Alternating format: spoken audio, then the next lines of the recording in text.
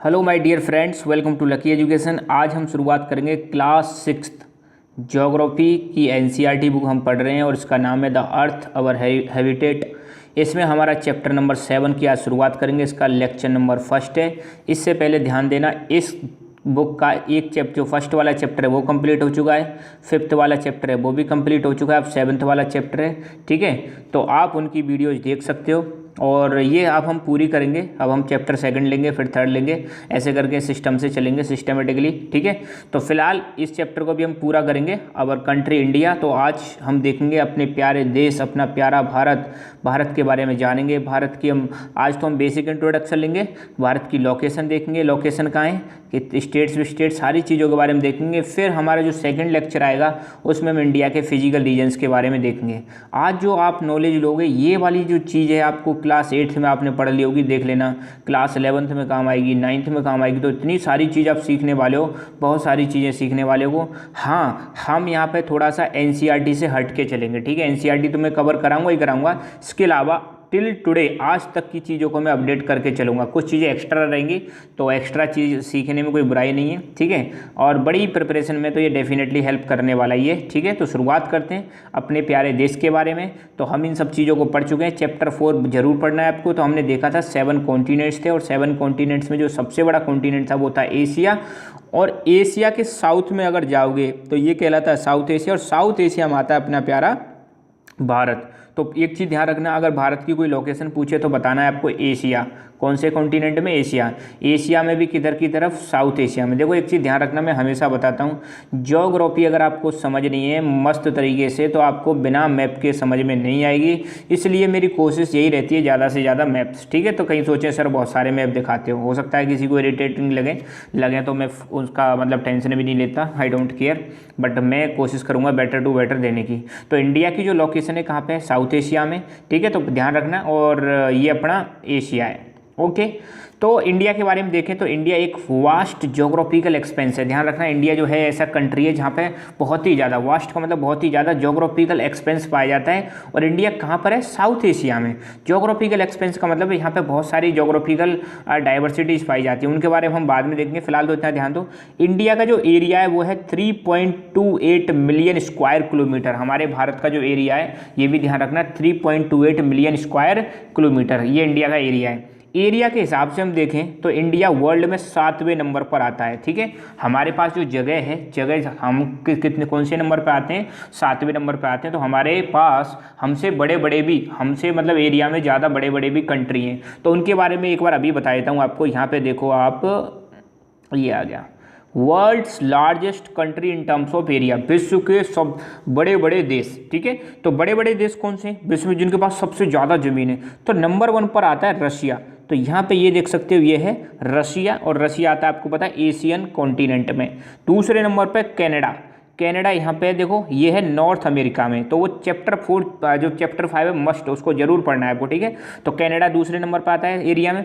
तीसरे पे चाइना, तो चाइना रशिया के नीचे ही यहाँ पे क्या है? चाइना, ये तीसरे नंबर पर आता है। यूएसए, तो ये हो गया यूएसए, कनाडा के नीचे नॉर्थ अमेरिका में क्या है?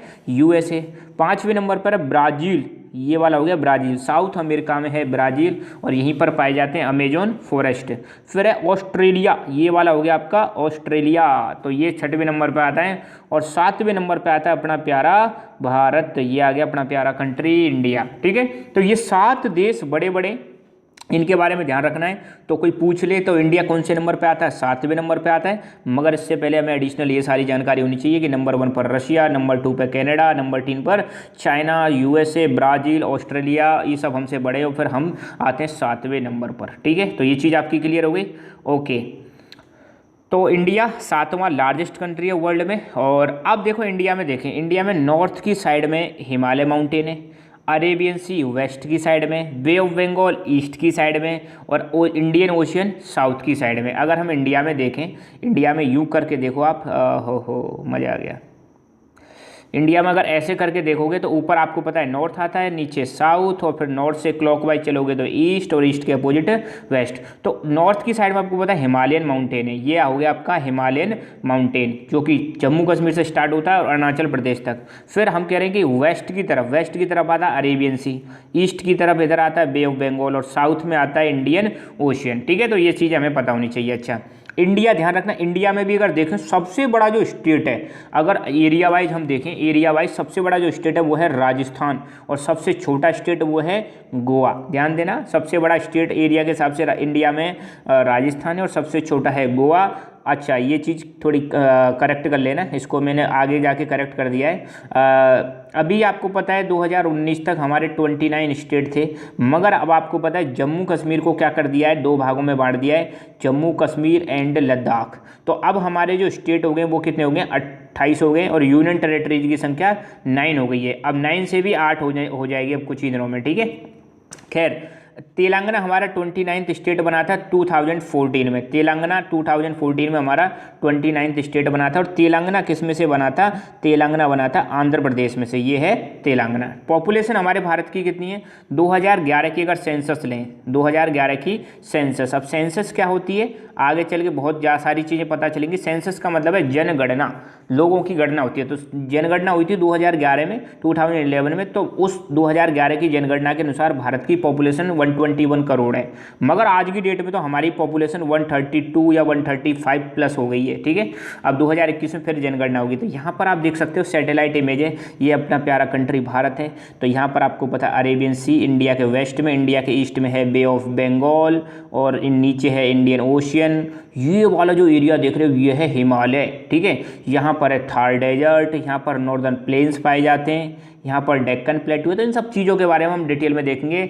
ये है अपना प्यारा भारत, और ये ब्लू ब्लू जो दिखाई दे रहा है ये है पानी है। ठीक है, और एशिया में हम देखें तो ये पूरा एशिया हो गया। तो एशिया में हम कहाँ पे आते हैं, साउथ में आते हैं, तो इंडिया आता है साउथ एशिया में। ठीक है, okay, moving forward. World largest country में बता ही चुका हूँ आपको आराम से। ठीक है, यहाँ पर देख सकते हो वर्ल्ड बिगेस्ट कंट्रीज, टॉप 10 देख सकते हो। तो Russia, Canada, China, United states, Brazil, Australia, India, ये तो हमने देख ही लिए थे। फिर 8वें नंबर पर अर्जेंटीना आता है, फिर कजाकिस्तान और सूडान आता है। खैर, अब आ जाओ इंडिया की और बाकी चीज़ों के बारे में।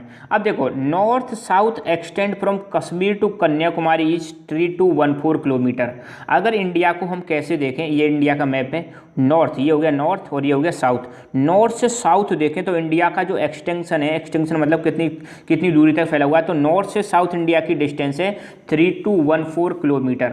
और ईस्ट टू वेस्ट, ईस्ट में आपको पता है यहाँ पे गुजरात है और यहाँ पे अरुणाचल प्रदेश है। तो गुजरात से अरुणाचल प्रदेश तक देखें तो ये है 2933 किलोमीटर। अब आप देखो, इंडिया नॉर्थ से साउथ ज़्यादा लंबाई ज़्यादा है या ईस्ट टू वेस्ट, तो डेफिनेटली यहाँ पे दिख ही रहा है आपको नॉर्थ से साउथ इसकी डिस्टेंस ज़्यादा है। ठीक है, तो नॉर्थ साउथ एक्सटेंड मतलब इसका फैलाव। कश्मीर टू कन्याकुमारी कितना है, 3214 kilometre. East to west extend Arunachal Pradesh से कच्छ गुजरात, कच्छ कहाँ पर आता है, गुजरात, ये कितना है 2933 किलोमीटर। तो ये ऐसे पॉइंट है आपको याद रहने चाहिए 100% कि इंडिया की नॉर्थ से साउथ कितनी डिस्टेंस है। तो आपको फटाफट बताना है 3214 kilometre. East to west distance कितनी है, 2933 किलोमीटर। इंडिया की पॉपुलेशन कितनी थी 2011 की सेंसस के अनुसार, 121 करोड़। ठीक है, अब ये चीज़ें आपको रिपीट होंगी बार बार। अब पॉपुलेशन के मामले में इंडिया को अगर देखें तो इंडिया है second most populous country of the world after China. अगर इंडिया को भी हम रैंकिंग में देखें कि भैया कौन से नंबर पे आते हैं, तो भाई यहाँ पर हमने मतलब फतेह हासिल कर रखी है, सेकंड रैंक पर है। मतलब पूरे वर्ल्ड में मोस्ट पॉपुलेटेड कंट्री कौन है, वो है चाइना। अभी 2019 के अनुसार यहाँ पे आंकड़े देखें, ठीक है, तो चाइना की पॉपुलेशन है 138 करोड़, इंडिया की है 131 करोड़, तीसरे नंबर पर आता है यूएसए मात्र 33 करोड़, इंडोनेशिया 26 करोड़ और पाकिस्तान 21 करोड़। अरे पाकिस्तान के बराबर पॉपुलेशन तो अपने उत्तर प्रदेश की है, ध्यान रखना यूपी की। ठीक है, तो बहुत जल्दी ऐसा मतलब एक रिपोर्ट आई है कि इंडिया चाइना को भी सरपास कर जाएगा और यहाँ पर भी हम झंडे गाड़ देंगे। ठीक है, तो हम वर्ल्ड के मोस्ट पॉपुलेटेड कंट्रियों की उसमें लिस्ट में शुमार हो जाएंगे, नंबर 1 पर आने वाले हैं। ठीक है, इस पर काम चल रहा है बहुत तेज़ गति से। तो इंडिया अभी सेकंड मोस्ट पॉपुलस कंट्री है। ये चीज़ ध्यान रखनी है। अब देखो यहाँ पर थोड़ा सा बता रखा है इंडिया की डाइवर्सिटी के बारे में। एक वर्ड है डाइवर्सिटी। डाइवर्सिटी का मतलब होता है वैरायटी। जैसे हम पढ़ते हैं बायोडाइवर्सिटी, तो बायोडाइवर्सिटी की वैरायटी, खैर वहाँ पे हम अलग लेंगे। तो डाइवर्सिटी का मतलब है वैरायटी। अब अपने देश को देखें तो हमारे यहाँ पे कई सारे फिजिकल रीजन्स पाए जाते हैं, डिटेल्स में तो हम बाद में देखेंगे। यहाँ देखो आप नॉर्थ से लेके यहाँ पे नॉर्थ ईस्ट, इधर ईस्ट की साइड में ये पूरा की पूरा ये है हिमालयन माउंटेन, ठीक है। इसके नीचे गंगा के रिवर के द्वारा प्लेन्स ऑफ गंगा, प्लेन्स बनाया जा रहा है। यहाँ पे है थार डेजर्ट, जिसको हम ग्रेट इंडियन डेजर्ट ही बोलते हैं। ये जो ट्राइंगुलर शेप में ये है डेक्कन प्लेट्यू। कोस्टल प्लेन्स ये है अपना, अब देखो इधर कौन सी साइड है, ईस्ट, इधर है वेस्ट, तो ये है ईस्टर्न कोस्टल प्लेन्स और ये है वेस्टर्न कोस्टल प्लेन्स। कोस्टल का मतलब होता है समुद्र के तट वाला क्षेत्र। ये जो एरिया है इसको कोस्टल एरिया बोलते हैं, क्योंकि यहाँ पे समुद्र है। आप अगर इधर देखोगे ईस्टर्न साइड में तो है बे ऑफ बंगाल, इधर देखोगे तो अरेबियन सी, और बिल्कुल साउथ में देखोगे तो इंडियन ओशियन। अब देखो चीज़ें रिपीट हो रही हैं, ठीक है। और फिर लास्ट में है आइलैंड ग्रुप्स। तो इधर आप देखोगे तो ये है अंडमान निकोबार आइलैंड्स, और यहाँ पे केरल की जस्ट बगल में देखोगे तो यहाँ पे है लक्षद्वीप आइलैंड्स। क्या है, लक्षद्वीप। तो ये वेराइटी है, फिजिकल मतलब रीजन्स है यहाँ पे। तो देखो the Lofty Himalaya mountains, Lofty मतलब लहरदार, ऐसे लॉफ्टी हिमालय माउंटेन्स हैं, ठीक है। ऐसे मतलब ये कहाँ पर हैं, ये नॉर्थ में पाए जाते हैं। द ग्रेट इंडियन डेजर्ट, जिसको हम थार डेजर्ट ही बोलते हैं। Northern plains, plains of Ganga को, यहाँ पर जो प्लेन्स हैं इन्हीं को हम क्या बोलते हैं, नॉर्दर्न प्लेन्स या प्लेन्स ऑफ गंगा बोलते हैं। एंड द कोस्ट, कोस्ट मतलब अपना ईस्टर्न कोस्ट और वेस्टर्न कोस्ट। तो ये वाला हो गया वेस्टर्न कोस्ट और ये हो गया eastern coast. And islands present a diversity of landform. Landform मतलब हम सामने से अपनी आंखों से देखें तो सामने क्या दिखाई दे रहा है, कहीं पे हमें पहाड़ दिखाई देते हैं। अपने इंडिया की खूबसूरती क्या है, यही तो खूबसूरती है कि हमारे यहाँ पे फिजिकल डाइवर्सिटी भी पाई जाती है। कहीं पे पहाड़ पाए जाते हैं, कहीं पे थार डेजर्ट रेत ही रेत पाई जाती है, कहीं पे समुद्र पाए जाते हैं, कहीं पे मतलब आपको कोस्टल एरिया पाए जाएंगे। मतलब हर चीज़ है अपने पास, we have all the kind of things, ठीक है। ये हमारी खूबसूरती है अपने देश की। तो हमारे यहाँ फिजिकल डाइवर्सिटी पाई जाती है, ये तो होगी फिजिकल डाइवर्सिटी। इसके अलावा हमारे यहाँ पर अलग अलग क्लाइमेट पाया जाता है। समुद्री एरिया में जाओ तो नॉर्मल टेम्परेचर रहता है, और आप जम्मू कश्मीर साइड में जाओगे तो ठंडा मिलेगा आपको, है। और थार डेजर्ट वेस्टर्न राजस्थान में चले आओ तो गर्मी मिलेगी। हर प्रकार का क्लाइमेट है, गर्म और ठंडा सभी प्रकार का है। वेजिटेशन, वेजिटेशन का मतलब है जो पेड़ पौधे होते हैं उसको वेजिटेशन बोलते हैं। कहीं पर आपको बड़े बड़े जंगल मिलेंगे, कहीं पे आपको छोटे छोटे भी मिलेंगे, कहीं पे घास के मैदान मिलेंगे, कहीं पे आपको पेड़ ही नहीं मिलेंगे, जैसे थार डेजर्ट है। वाइल्ड लाइफ, हमारे यहाँ बहुत सारी वाइल्ड लाइफ पाए, जंगली जीव पाए जाते हैं। कई प्रकार की लैंग्वेज बोली जाती है, कई प्रकार का कल्चर पाया जाता है। इतनी सारी वेराइटी है हमारे यहाँ पर। अब खास बात क्या है, अब देखो हमारे यहाँ पे फिजिकल डाइवर्सिटी है, कल्चरल डाइवर्सिटी है, बहुत प्रकार की लैंग्वेज बोली जाती हैं। अपना नॉर्थ का कल्चर अलग है, साउथ का कल्चर अलग है। नॉर्थ में खाना अलग खाते हैं, साउथ में अलग खाते हैं, ईस्ट में अलग खाते हैं, वेस्ट में अलग खाते हैं। तो हर मतलब अपने स्टेट का अलग अलग कल्चर है। इतने सारे कल्चर, इतनी सारी लैंग्वेज हैं, इतनी सारी चीज़ों के होने के बावजूद भी अपने यहाँ की जो सबसे खूबसूरत चीज़ है वो क्या है कि स्पेशल फीचर जो है कि हमारे यहाँ पर इतनी सारी वैरायटी होने के बावजूद भी हम एक हैं, वी ऑल आर इंडियन। ये क्या शो कर रहा है, ये शो कर रहा है कि there is a unity in diversity. हमारे यहाँ पे क्या है, विविधता में भी एकता है। डाइवर्सिटी मतलब विविधता, मतलब बहुत सारे डिफरेंस हैं, फिर भी हम क्या हैं, एक हैं, और हमें एक ही रहना है। बस इस चीज़ में ध्यान देना। हमारे यहाँ कितनी भी वैरायटी हो, कितनी भी डिफरेंस हो, मगर we have to be united. हमें ऑलवेज क्या रहना है, यूनाइट रहना है, ठीक है। तो ये हो गया। अब एक छोटी सी डेफिनेशन है पेनिनसुला क्या होता है। तो पेनिनसुला आप जानते होंगे, नहीं जानते तो मैं बता देता हूँ। पेनिनसुला एक ज़मीन का एक, ये मान लो एक ज़मीन का भाग है, ठीक है। ये अपना डेक्कन प्लेटू है, ये अपना एक ज़मीन का भाग है, ये लैंड मास हो गया। तो ये ऊपर, इसके ऊपर भी लैंड मास है। तो इधर पानी है मान लो, नीचे पानी है मान लो वाटर, और इधर भी पानी। तो ज़मीन का ऐसा भाग, ऐसा लैंड मास जो तीन तरफ से पानी से घिरा हो, उसको बोलते हैं पेनिनसुला। हिंदी में बता दिया है कि एक ऐसा लैंड मास, ये देखो यहाँ पे लैंड मास है, इधर वाटर, इधर वाटर और नीचे वाटर। इधर तो आपको पता है बे ऑफ बंगाल है, इधर अरेबियन सी है, और नीचे क्या है, इंडियन ओशन है। तो ये वाला जो भाग दिख रहा है ना आपको यहाँ पे, इसको और जूम करके देखते हैं। ये वाला जो भाग दिख रहा है यहाँ पे, ये वाला, इसको हम बोलते हैं डेक्कन प्लेट्यू, या इसको हम बोलते हैं पेनिनसुलर इंडिया। क्योंकि इसके ईस्ट में तो है बे ऑफ बंगाल, इसके साउथ में है इंडियन ओशियन, इसके वेस्ट में है अरेबियन सी। तो पेनिनसुला क्या होता है, ज़मीन का ऐसा भाग जो 3 तरफ से पानी से घिरा हो, उसको हम बोलते हैं पेनिनसुला। ध्यान रखना, बहुत इंपॉर्टेंट है। तो the peninsula is the piece of land that is surrounded by water on 3 side, जो 3 तरफ पानी से घिरा हो। ठीक है, अब इंडिया की लोकेशन देखेंगे वर्ल्ड के मैप में। तो पहली चीज़ ध्यान रखना, India is located in the north eastern hemisphere. हमारा जो इंडिया है वो नॉर्थ ईस्टर्न हेमिस्फीयर में लोकेटेड है। ये हेमिस्फीयर का मैं आपको पहले ही बता चुका हूँ, ये पूरा वर्ल्ड का मैप है। अगर इसको ये 0 डिग्री वाली लाइन, इसको बोलते हैं प्राइम मेरिडियन। ठीक है, तो ऐसे करके अगर डिवाइड करो तो इधर वाला जो हेमिस्फीयर है इसको तो हम बोलते हैं ईस्टर्न हेमिस्फीयर। यहाँ पे देख लो आप, ये वाली लाइन क्या कर रही है, इधर वाला जो हेमिस्फीयर है इसको तो हम क्या बोल रहे हैं, सॉरी, इधर वाले को तो हम बोल रहे हैं ईस्टर्न हेमिस्फीयर, और इधर वाले को हम बोल रहे हैं वेस्टर्न हेमिस्फीयर। वैसे भी डायरेक्शन देख लो, इधर डायरेक्शन में क्या आएगी ईस्ट, इधर में आएगा वेस्ट। अगर पृथ्वी को ऐसे डिवाइड करें तो इधर वाला पूरा हेमिस्फीयर ईस्टर्न, इधर वाला वेस्टर्न। और अगर इसको यूं डिवाइड करते हो, ये वाली लाइन आपको इक्वेटर है पता ही है। अगर यूं डिवाइड करते हैं पृथ्वी को तो ऊपर वाला हेमिस्फीयर कहलाता है नॉर्दर्न हेमिस्फीयर और नीचे वाला हेमिस्फीयर कहलाता है सदर्न हेमिस्फीयर। अब देखते हैं हमारे प्यारे भारत की पोजीशन। ये है अपना प्यारा भारत। तो देखो ऐसे डिवाइड कर दो तो एक तो ये ईस्टर्न हेमिस्फीयर में पहली बात, और दूसरा नॉर्दर्न हेमिस्फीयर में। तो इंडिया की जो पोजीशन है वो नॉर्थ ईस्ट हेमिस्फीयर, मतलब नॉर्दर्न हेमिस्फीयर में भी आता है और ईस्टर्न हेमिस्फीयर में भी आता है। ये है अपना प्यारा भारत। यहाँ पे आप पोजीशन देख लो, ये नॉर्दर्न हेमिस्फीयर में भी और ईस्टर्न हेमिस्फीयर में भी है। ठीक है, तो पहली चीज़ तो ध्यान रखना, इंडिया कहाँ लोकेटेड है, नॉर्थ ईस्टर्न हेमिस्फीयर में। इंडिया के बीचों बीच से एक लाइन जा रही है, इसको हम बोलते हैं ट्रॉपिक ऑफ कैंसर। और ट्रॉपिक ऑफ कैंसर एक लैटीट्यूड है, और लैटीट्यूड का नंबर क्या है, 23 डिग्री 30 मिनट नॉर्थ। 23 डिग्री 30, और यहाँ पे ये डैश लगा हुआ है, इसको हम बोलेंगे मिनट। ठीक है, तो 23 डिग्री 30 मिनट नॉर्थ, ये जो है एक लैटीट्यूड पास हो रहा है भारत के बीचों बीच से, जो भारत को 2 भागों में डिवाइड करता है। ऊपर वाले भाग को हम टेम्परेट जोन बोलते हैं, और नीचे वाले को ट्रॉपिकल जोन बोलते हैं। ये हम बाद में डिस्कस करेंगे। ठीक है, तो tropic of cancer passes through the country, it divide India into almost 2 halves. ये इसको इंडिया को लगभग 2 बराबर भागों में क्या कर देती है, डिवाइड करती है। कौन, ट्रॉपिक ऑफ कैंसर। अब ट्रॉपिक ऑफ कैंसर पे एक क्वेश्चन आता है बहुत इंपॉर्टेंट। ट्रॉपिक ऑफ जो कैंसर है ना, ये कितने स्टेट से पास हो रही है, ऐसा क्वेश्चन पूछ लिया जाता है। तो ट्रॉपिक ऑफ कैंसर भारत के 8 स्टेट से पास हो रही है। वो स्टेट कौन कौन से हैं, गुजरात, राजस्थान, मध्य प्रदेश, छत्तीसगढ़, झारखंड, वेस्ट बंगाल, त्रिपुरा और मिजोरम। तो यहाँ पे देखो, गुजरात, मध्य प्रदेश, झारखंड, और झारखंड के बाद यहाँ पे बंगाल, फिर यहाँ पे त्रिपुरा, और त्रिपुरा के बाद मिजोरम। ठीक है, तो इनको देख लेना एक बार आप, एक खाली मैप लेना और उसमें इसको आप फिल करके एक बार बना लेना। ठीक है, तो 8 स्टेट से गुजर रही है ट्रॉपिक ऑफ कैंसर, जिसको कर्क रेखा बोलते हैं। कर्क रेखा, जो कि नॉर्दर्न हेमिस्फीयर से है। ठीक है, तो ये चीज़ ध्यान रखना, 8 स्टेट कौन कौन से हैं, इनको याद रखना है क्रम से। अब आगे बढ़ते हैं।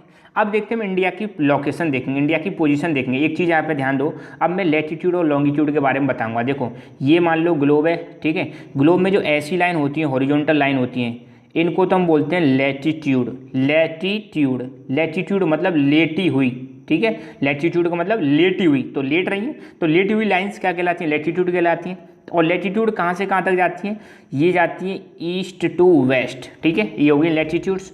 और दूसरी चीज़ होती है ग्लोब में लॉन्गिट्यूड। लॉन्गिट्यूड कैसे होती है, ऐसी खड़ी हुई लाइन, ये कैसी लाइन है, खड़ी हुई लाइन है, इनको हम क्या बोलते हैं, लॉन्गिट्यूड। ठीक है, तो ये हो गए लॉन्गिट्यूड। तो हम देखेंगे इंडिया वर्ल्ड के मैप में कितने लॉन्गिट्यूड और कितने लैटीट्यूड पर है, मतलब इसका एक्सपेंशन देखेंगे, कितने लैटीट्यूड से कितने लैटीट्यूड तक फैला हुआ है, और लॉन्गिट्यूड तक। ठीक है, और इन दोनों को मिला दें तो फिर कैसा लगेगा, ये बढ़ गया ना, ग्लोब सा बन गया हल्का सा। ठीक है, तो ये ग्लोब हो गया। तो इंडिया का जो साउथ से नॉर्थ, अब देखो ऊपर से नीचे जाएंगे, ऊपर से नीचे जाएंगे, साउथ से सॉरी नीचे से ऊपर जाएंगे, साउथ से नॉर्थ। अगर साउथ से नॉर्थ मतलब ऊपर, नीचे से ऊपर जा रहे हैं तो नीचे से ऊपर जाएंगे, यहाँ पे आपको पता चलेगा किसके बारे में, आपको ये एक लाइन ये हुई और एक लाइन ये हुई। तो ये ऐसी जो लाइन जाती है लेटी हुई लाइन, इनको हम क्या बोलते हैं, लैटीट्यूड। तो यहाँ पे जो लैटीट्यूड अपना एक्सपेंशन है साउथ से नॉर्थ, तो नीचे है 8 डिग्री 4 मिनट नॉर्थ से लेकर 37 डिग्री 6 मिनट नॉर्थ। तो कोई पूछ ले इंडिया का लैटीट्यूड एक्सपेंशन कितना है, तो आपको बताना है। अगर साउथ से नॉर्थ में जाएंगे तो नीचे यहाँ पे दे रखा है, आप देखो नीचे कितना दे रखा है, इसको जूम करता हूँ। नीचे यहाँ से एक लाइन पास हो रही है, ये वाली लाइन का नाम है 8 डिग्री 4 मिनट नॉर्थ लैटीट्यूड से लेकर ऊपर जम्मू कश्मीर वाले रीजन में भी एक लाइन पास हो रही है, इसका नाम है 37 डिग्री 6 मिनट नॉर्थ, ठीक है। ये तो हो गया हमारा लेटीट्यूड एक्सपेंशन। अब लॉन्गिट्यूड देखें ऐसी लाइन, तो यहाँ पे गुजरात के पास से गुजर रही है 68 डिग्री 7 मिनट ईस्ट लॉन्गिट्यूड से लेकर 97 डिग्री 25 मिनट ईस्ट लॉन्गिट्यूड, ठीक है। तो ये दो लॉन्गिट्यूड है। अब यहाँ पे दोबारा मैं बता देता हूँ, from south to north mainland of India extend from 8 degree 4 minute north से लेकर 37 डिग्री 6 मिनट नॉर्थ, ठीक है। तो यूं वाली जो लाइन है, यह वाली लाइन, तो ये स्टार्टिंग वाली नीचे जो साउथ में वो है 8 डिग्री 4 मिनट और ऊपर है 37 डिग्री 6 मिनट नॉर्थ, ठीक है। और वेस्ट टू ईस्ट देखें, वेस्ट टू ईस्ट मतलब यहाँ से यहाँ तक देखें, ये वाला, ये दो लाइन देखें, तो वेस्ट टू ईस्ट हमारा एक्सपेंशन है 68 डिग्री 7 मिनट ईस्ट से लेकर 97 डिग्री 25 मिनट ईस्ट, ठीक है। तो अगर ये लॉन्गिट्यूड वाला अंतर हम निकालें तो इसका अंतर है लगभग 30 डिग्री। कितना है? 30 डिग्री। और लैटिट्यूड और लॉन्गिट्यूड वाले चैप्टर में हमने पढ़ा है, अभी तो मैंने कराया नहीं, मैं करा दूंगा, वहाँ पे ध्यान रखना 1 डिग्री लैटिट्यूड का 1 डिग्री लॉन्गिट्यूड का मतलब होता है 4 मिनट। 1 डिग्री लॉन्गिट्यूड का मतलब होता है 4 मिनट और 15 डिग्री लॉन्गिट्यूड का मतलब होता है 1 घंटा। मतलब अगर यहाँ पे ऐसे दो लैटिट्यूड में आप अगर टाइम का डिफरेंस देखें तो 4 मिनट, ऐसी पहला और 15वें में देखें तो 1 घंटे का अंतर। मगर हमारे इंडिया में जो लॉन्गिट्यूड, सॉरी यहाँ पे कंफ्यूज मत होना, मैं लॉन्गिट्यूड की बात करूँ, 68 डिग्री 7 मिनट से ईस्ट से लेकर 97 डिग्री 25 मिनट ईस्ट, इसके बीच में लगभग 29 लैटिट्यूड लॉन्गिट्यूड का अंतर है। तो 29 लॉन्गिट्यूड मतलब 30 मान लो, तो 30 का मतलब है लगभग 2 घंटे का, ठीक है। जब लैटिट्यूड लॉन्गिट्यूड वाला क्लास लूंगा मैं उसमें और बता दूंगा आपका डिटेल्स में, तो वहाँ पे ध्यान देना, वो देख लेना। तो 1 डिग्री लॉन्गिट्यूड मतलब 4 मिनट, 15 डिग्री लॉन्गिट्यूड मतलब 1 आवर, 1 आवर, और 30 डिग्री लॉन्गिट्यूड का मतलब क्या हो जाएगा? 2 घंटे। मतलब कहने का ये है सीधी सीधी भाषा में, यहाँ पर जो टाइम है और यहाँ पर जो टाइम है इसमें 2 घंटे का अंतर है। अगर मान लो यहाँ पे 10 बज रहे हैं तो यहाँ पे कितने बजेंगे? 12 बजेंगे GMT से, अगर इसको मैच कराओगे तो। मगर इंडिया में क्या है, एक ही जगह से हम टाइम लेते हैं। हमारे यहाँ पर जो टाइम लेने वाली लाइन है वो जिसको हम बोलते हैं इंडियन स्टैंडर्ड टाइम, IST। तो इसको ये जो लाइन है हम जहाँ से हम टाइम मेजर करते हैं वो है 82 डिग्री 30 मिनट ईस्ट, जो कि कहाँ से गुजर रही है? ये वाली जो लाइन है इससे हम टाइम मेजर करते हैं, ठीक है। अच्छा, तो हमारा टाइम तो एक ही है, मगर यहाँ पे अगर मान लो 10 बज रहे हैं, यहाँ पे अगर सुबह आज ऐसा मान लो यहाँ पे शाम के 5 बज रहे हैं, तो यहाँ पर मतलब यहाँ पर भी 5 बजेंगे, मगर 2 घंटे का अंतर है। यहाँ पर शाम रात सी दिखेगी, ठीक है। अगर मतलब यहाँ पर मतलब रात 7 बज गए तो यहाँ पर ऐसा लगेगा 9 बज गए क्या, ठीक है। मतलब 2 घंटे का अंतर है। हालांकि हमारे इंडिया में तो टाइम सभी जगह पे एक ही है, मगर वैसे 2 घंटे का अंतर है। जैसे मतलब यहाँ पे 2 घंटे का मतलब यही है कि यहाँ पर अगर आप 7 बजे फ्री हो गए तो यहाँ पर भी 7 बजेंगे, मगर 2 घंटे यहाँ पे जो 9 बजे वाली हालत होगी ना वो यहाँ पे 7 बजे ही दिख जाएगी आपको, ठीक है। ये का मतलब है कहने का मेरा। तो कुल मिला के बात ये कि इंडिया का जो लैटिट्यूड एक्सपेंशन है वो है 8 डिग्री 4 मिनट नॉर्थ से लेकर 37 डिग्री 6 मिनट नॉर्थ, और लॉन्गिट्यूड एक्सपेंशन है वो है 68 डिग्री 7 मिनट ईस्ट से लेकर 97 डिग्री 25 मिनट ईस्ट। मतलब लगभग 29 डिग्री लॉन्गिट्यूड का अंतर है, जिसका मतलब 2 घंटे का अंतर है गुजरात और अरुणाचल प्रदेश के टाइम में, ठीक है। इसका मतलब ये है कि अब आपको पता सन कहाँ से राइज होता है? ईस्ट से। सन कहाँ से राइज होता है? ईस्ट से। तो अरुणाचल प्रदेश ईस्ट में और ये वेस्ट में। सन मतलब 2 घंटे पहले यहाँ पे राइज हो जाएगा, कुल मिला के पहले कहने की बात ये है, ठीक है। तो the sun rises 2 hours earlier in the east than west. मतलब अरुणाचल प्रदेश वाले एरिया में 2 घंटे पहले सूर्य दिखाई दे जाएगा जब तुम यहाँ पे सो रहे होंगे। तो ये मतलब फ़र्क पड़ता है किसका? लॉन्गिट्यूड्स का, ठीक है। India's location in world map. अब इंडिया की वर्ल्ड के मैप में लोकेशन हम देख ही रहे हैं, ठीक है, वही चल रहा है। तो फिर मैंने बताया था 82 डिग्री 30 मिनट ईस्ट लॉन्गिट्यूड, ये वाली जो लाइन जा रही है इसको हम बोलते हैं 82 डिग्री 30 मिनट ईस्ट लॉन्गिट्यूड। ये है हमारी स्टैंडर्ड मेरिडियन ऑफ इंडिया। क्या है? स्टैंडर्ड मेरिडियन ऑफ इंडिया, जो कहाँ से पास हो रही है? ये बिल्कुल भारत के मिडिल में से पास हो रही है, और यहाँ पर ये है मिर्ज़ापुर इलाहाबाद के पास से जा रही है। ये 82.5 जो इसको बोलते हैं 82 डिग्री 30 मिनट ईस्ट लॉन्गिट्यूड जो है, इससे हम अपना इंडिया का टाइम मेजर करते हैं। और ये कहाँ से गुजर रही है? मिर्ज़ापुर, जो कि कहाँ पे? इलाहाबाद, और इलाहाबाद कहाँ पे? इलाहाबाद पड़ता है यूपी में। तो यूपी से पास हो रही है भाई साहब, ठीक है। कौन सी? 82 डिग्री 30 मिनट ईस्ट लॉन्गिट्यूड, ठीक है। इसी को हम क्या बोलते हैं? Standard meridian of India. तो क्वेश्चन आ सकता है कि स्टैंडर्ड मेरिडियन ऑफ इंडिया किसे कहते हैं? तो आपको बताना है 82 डिग्री 30 मिनट ईस्ट लॉन्गिट्यूड को हम क्या बोलते हैं? स्टैंडर्ड मेरिडियन ऑफ इंडिया, और ये किन किन स्टेट से पास होती है। अभी तो हमने देखा था ट्रॉपिक ऑफ कैंसर किस किस से जा रही है, अब हम देखेंगे कि स्टैंडर्ड मेरिडियन ऑफ इंडिया कहाँ कहाँ से पास हो रही है। तो यहाँ पे 5 स्टेट हैं, ध्यान दो। पहला है यहाँ पे उत्तर प्रदेश, दूसरा है मध्य प्रदेश, तीसरा छत्तीसगढ़, फोर्थ है उड़ीसा और 5वां है आंध्र प्रदेश। तो इन 5 स्टेट से गुजर रही है स्टैंडर्ड मेरिडियन ऑफ इंडिया, ध्यान रखना, ठीक है। अब इंडिया के पड़ोसी देशों के बारे में देखेंगे। तो इंडिया के पड़ोसी देश आपको पता ही है, बचपन से ही पढ़ते आ रहे हैं। तो there are 7 countries that shares land boundary with India. ऐसे 7 देश हैं जो लैंड बाउंड्री को शेयर करते हैं, किससे? इंडिया के साथ लैंड बाउंड्री। अब देखो बाउंड्री हमारी 2 प्रकार की होती है, बाउंड्री हमारी 2 प्रकार की होती है। ये तो है ज़मीन वाली बाउंड्री, कौन सी बाउंड्री है? ज़मीन वाली बाउंड्री। और यहाँ पे जो ब्लू ब्लू दिखाई दे रहा है ये है पानी, और ये वाली जो बाउंड्री है ये कैसी है? Coastal boundary. तो लैंड बाउंड्री से हमारे से 7 देश कनेक्टेड है। कौन कौन से 7 देश हैं यहीं पे देखते हैं। पहला पाकिस्तान, अफगानिस्तान, चाइना, नेपाल, भूटान, बांग्लादेश और म्यांमार। तो 7 देश शेयर करते हैं अपनी land boundary with our country that is India, ठीक है। तो 7 कंट्रीज हैं, नाम याद रखना। तो पाकिस्तान, अफगानिस्तान, नेपाल, भूटान, चाइना, बांग्लादेश, म्यांमार, ये लैंड बाउंड्री शेयर करते हैं किसके साथ? अपने प्यारे देश कंट्री इंडिया के साथ। यहाँ पर म्यांमार दिखा रखा है। एक क्वेश्चन पूछता हूँ, चलो मैं आपको कमेंट करके बताना है कि म्यांमार का पुराना नाम क्या था, कमेंट करके बताना है आपको, ठीक है। तो ये है आज का बिल्कुल गूगल मैप, यहाँ से गूगल से लिया, ये अपना प्यारा भारत। और यहाँ पर 7 कंट्रीज में दोबारा बता देता हूँ जो मतलब लैंड बाउंड्री शेयर करते हैं, पाकिस्तान, अफगानिस्तान, चाइना और नेपाल, भूटान, बांग्लादेश और म्यांमार। तो ये 7 देश हमारे साथ लैंड बाउंड्री शेयर करते हैं, ठीक है। और यहाँ पर अरेबियन सी, ये है वेस्ट बे ऑफ बंगाल, और यहाँ पर है इंडियन ओशियन, ठीक है। इंडियाज नेबर्स, तो ध्यान देना 2 आइलैंड कंट्रीज हैं। आइलैंड क्या होता है मैंने बताया था पिछले वाले लेक्चर में, पिछली क्लासेस में। आइलैंड क्या होता है? ज़मीन का एक ऐसा छोटा सा भाग जो चारों तरफ किससे घिरा हो? पानी से घिरा हो, उसको हम आइलैंड बोलते हैं। मगर ज़मीन का बड़ा भाग जो चारों तरफ पानी से घिरा हो उसको हम क्या बोलेंगे? कॉन्टिनेंट बोलेंगे। तो आपको एक डेफिनेशन कमेंट और करनी है, एक और क्वेश्चन कमेंट करना है कि what is the difference between island and continent, ठीक है। कमेंट करके बताना है ताकि मुझे लगे कि हाँ आप वाकई में सीख रहे हो, ठीक है। तो 2 आइलैंड कंट्री है। 2 आइलैंड कंट्री कौन सी? एक तो है श्रीलंका, और श्रीलंका के नीचे अगर जाओगे तो क्या आएगा? मालदीव। तो 2 island countries Sri Lanka and Maldives are the oceanic neighbours. ये कैसे नेबर्स हैं?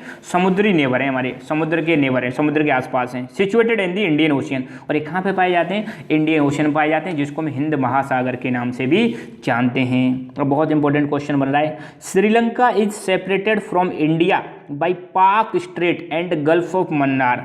मतलब ये है अपना भारत और ये है श्रीलंका, इन दोनों के बीच में एक छोटी सी पानी का चैनल है, वाटर का नैरो चैनल है, जिसको हम बोलते हैं पाक स्ट्रेट। तो पाक स्ट्रेट इंडिया और श्रीलंका को क्या कर रही है? अलग कर रही है। और यहीं पर एक नज़ारा सा बन रहा है, इसको हम बोलते हैं गल्फ। यहाँ पर गल्फ है, जिस गल्फ का नाम है गल्फ ऑफ मन्नार, ठीक है। तो 2 चीज़ें यहाँ पे तो हो गया, पाक स्ट्रेट और गल्फ ऑफ मन्नार, ये अलग करते हैं किसको? अपने इंडिया और श्रीलंका को, ठीक है। तो क्वेश्चन पूछ लिया जाता है कई बार कि इंडिया और श्रीलंका को अलग करने वाली स्ट्रेट का नाम बताइए, पाक स्ट्रेट। गल्फ का नाम बताइए तो गल्फ ऑफ मन्नार। तो ये वाली चीज़ें मैं बता चुका हूँ, स्ट्रेट और गल्फ में क्या अंतर है, अपने चैप्टर नंबर 5 में। इंडियन सब कॉन्टिनेंट का मतलब क्या है? ये वर्ड आप बहुत ज़्यादा सुनोगे, बहुत ज़्यादा हिस्ट्री में भी सुनोगे, ज्योग्राफी में भी सुनोगे, सिविक्स में भी सुनोगे, और हर जगह आप इसको सुनते रहते हैं कि सब कॉन्टिनेंट, इंडियन सब कॉन्टिनेंट। हम इंडिया को सब कॉन्टिनेंट बोलते हैं, ठीक है। तो इसकी डेफिनेशन क्या है? The land comprising India and its neighbouring countries is usually called as the Indian subcontinent. मतलब कहने का ये है कि भारत और भारत के साथ साथ इसके जो पड़ोसी देश हैं, उन सभी की जो ज़मीन है, पूरी की पूरी ज़मीन, उस चीज़ को हम क्या बोलते हैं? भारतीय उपमहाद्वीप। सब कॉन्टिनेंट का मतलब क्या होता है? उपमहाद्वीप। मतलब भारत की ज़मीन साथ के साथ इनकी पड़ोसियों की ज़मीन, इन सब को मिला दें तो ये चीज़ क्या कहलाएगी? इंडियन सब कॉन्टिनेंट कहलाएगी। पहले ये सब इंडिया का ही पार्ट थे, मगर आपको पता धीरे धीरे टूट के सब अलग हो गए। अब देखेंगे पॉलिटिकल एंड एडमिनिस्ट्रेटिव डिवीजन्स। इसका मतलब ये कि कितने अपने यहाँ पे स्टेट है और कितनी यूनियन टेरिटरीज है। तो ये तो आपको पता ही है, इंडिया वास्ट कंट्री है, विशाल देश है, बहुत बड़ा देश है, इसलिए एडमिनिस्ट्रेटिव पर्पज से, प्रशासनिक मतलब पर्पज से इसका, अब देखो पूरे देश का प्रशासन एक ही व्यक्ति तो कर नहीं सकता है, इसलिए प्रशासन आसानी से चले, इंडिया को डिवाइड कर रखा है अलग अलग स्टेट्स में, ठीक है। तो इंडिया को 28, अब मैं ये बिल्कुल 2020 का बता रहा हूँ, ध्यान देना, अपनी बुक में जो है उसको छोड़ो, 2020 का बता रहा हूँ। 2020 में अभी की सिचुएशन क्या है, इंडिया को 28 states and 8 union territories, 28 states and 8 union territories में डिवाइड कर दिया है, ठीक है। 28 स्टेट्स एंड 8 यूनियन टेरेटरीज, और दिल्ली जो है हमारी नेशनल कैपिटल है। और ध्यान देना 2014 में 2 जून 2014 में तेलंगाना को भारत का 29th स्टेट बनाया गया था, जो कि तेलंगाना कहाँ से सेपरेट हुआ था, आंध्र प्रदेश से, ठीक है। अभी ध्यान देना दो यूनियन टेरेटरीज कौन कौन सी, दादरा एंड नगर हवेली एंड दीप व दमन। ध्यान देना एक चीज़ मैं यहाँ पे कंफर्म कर देता हूँ आपको, छोटी सी चीज़। अभी भारत में एक आर्टिकल 370 हटाया है हमने, स्क्रैप मतलब हटा देना, ठीक है। पहले क्या था, जैसे ही भारत देश अलग हुआ था तो जम्मू कश्मीर थोड़ा अलग था, वहाँ पे अलग संविधान चलता था, हमारे कुछ नियम लागू नहीं होते थे। तो सरकार ने क्या किया था 2019 में, जम्मू कश्मीर में जो आर्टिकल 370 था उसको हटा दिया और जम्मू कश्मीर को तोड़कर, ध्यान देना सुनना ढंग से, जम्मू कश्मीर को तोड़कर 2 भागों में डिवाइड कर दिया। पहले जम्मू कश्मीर पूरा राज्य हुआ करता था, जम्मू कश्मीर को तोड़ने से पहले, ध्यान दो मैं दोबारा बता रहा हूँ, जम्मू कश्मीर को तोड़ने से पहले भारत में 29 राज्य थे। अब जम्मू कश्मीर को राज्य का दर्जा तो छीन लिया, 2 भागों में तोड़ दिया, एक तो जम्मू एंड कश्मीर और दूसरा लद्दाख, और इन दोनों को बना दिया यूनियन टेरेटरीज। क्या बना दिया, यूनियन टेरेटरीज। तो इनको तोड़ने से पहले भारत में 7 तो यूनियन टेरेटरीज थी, 29 राज्य थे। अब एक माइनस कर दो, एक राज्य गया तो कितने राज्य बचे, 28। अब 2 ऐड कर दो यूनियन टेरेटरी, तो यूनियन टेरेटरीज की संख्या कितनी हो गई, 9, ठीक है। तो 9 यूनियन टेरेटरी। ध्यान देना 2019 तक क्या कंडीशन थी, पहले 29 राज्य थे, 29 राज्य थे, तो जम्मू कश्मीर राज्य को हटा दिया तो 28 बचे, और उसको 2 यूनियन टेरेटरीज में डिवाइड कर दिया, जम्मू कश्मीर एंड लद्दाख। बहुत बढ़िया बात है। तो कितने हो गए, इसको हटाने के बाद हमारे हो गए 28 स्टेट्स और 9 यूनियन टेरेटरीज। अब सरकार ने एक काम और कर दिया, सरकार ने क्या कर दिया, दादरा एंड नगर हवेली एंड दीप व दमन, ये 2019 तक नई क्या थी, यूनियन टेरेटरीज थी, 2 अलग अलग। अब सरकार ने इन दोनों को मर्ज कर दिया, एक कर दिया, ठीक है। तो ये किताब में नहीं, एक्स्ट्रा चीज़ बता रहा हूँ मैं आपकी जानकारी के लिए, तो फिलहाल ध्यान रखना, इन दोनों को भी मर्ज कर दिया तो यूनियन टेरेटरीज की संख्या अब कितनी हो जाएगी, 8 हो जाएगी, ठीक है। तो 2019 में Jammu and Kashmir was completely merge into India, इसको भारत में मिला दिया, and article 370 was scraped from the Indian constitution, और भारतीय संविधान से आर्टिकल 370 को हटा दिया गया है। और जम्मू कश्मीर को फिर बाइफरकेट कर दिया, बाइफरकेटेड का मतलब है विभाजन कर देना, जम्मू कश्मीर का विभाजन कर दिया, Jammu Kashmir and Ladakh 2 union territories में इसका विभाजन कर दिया।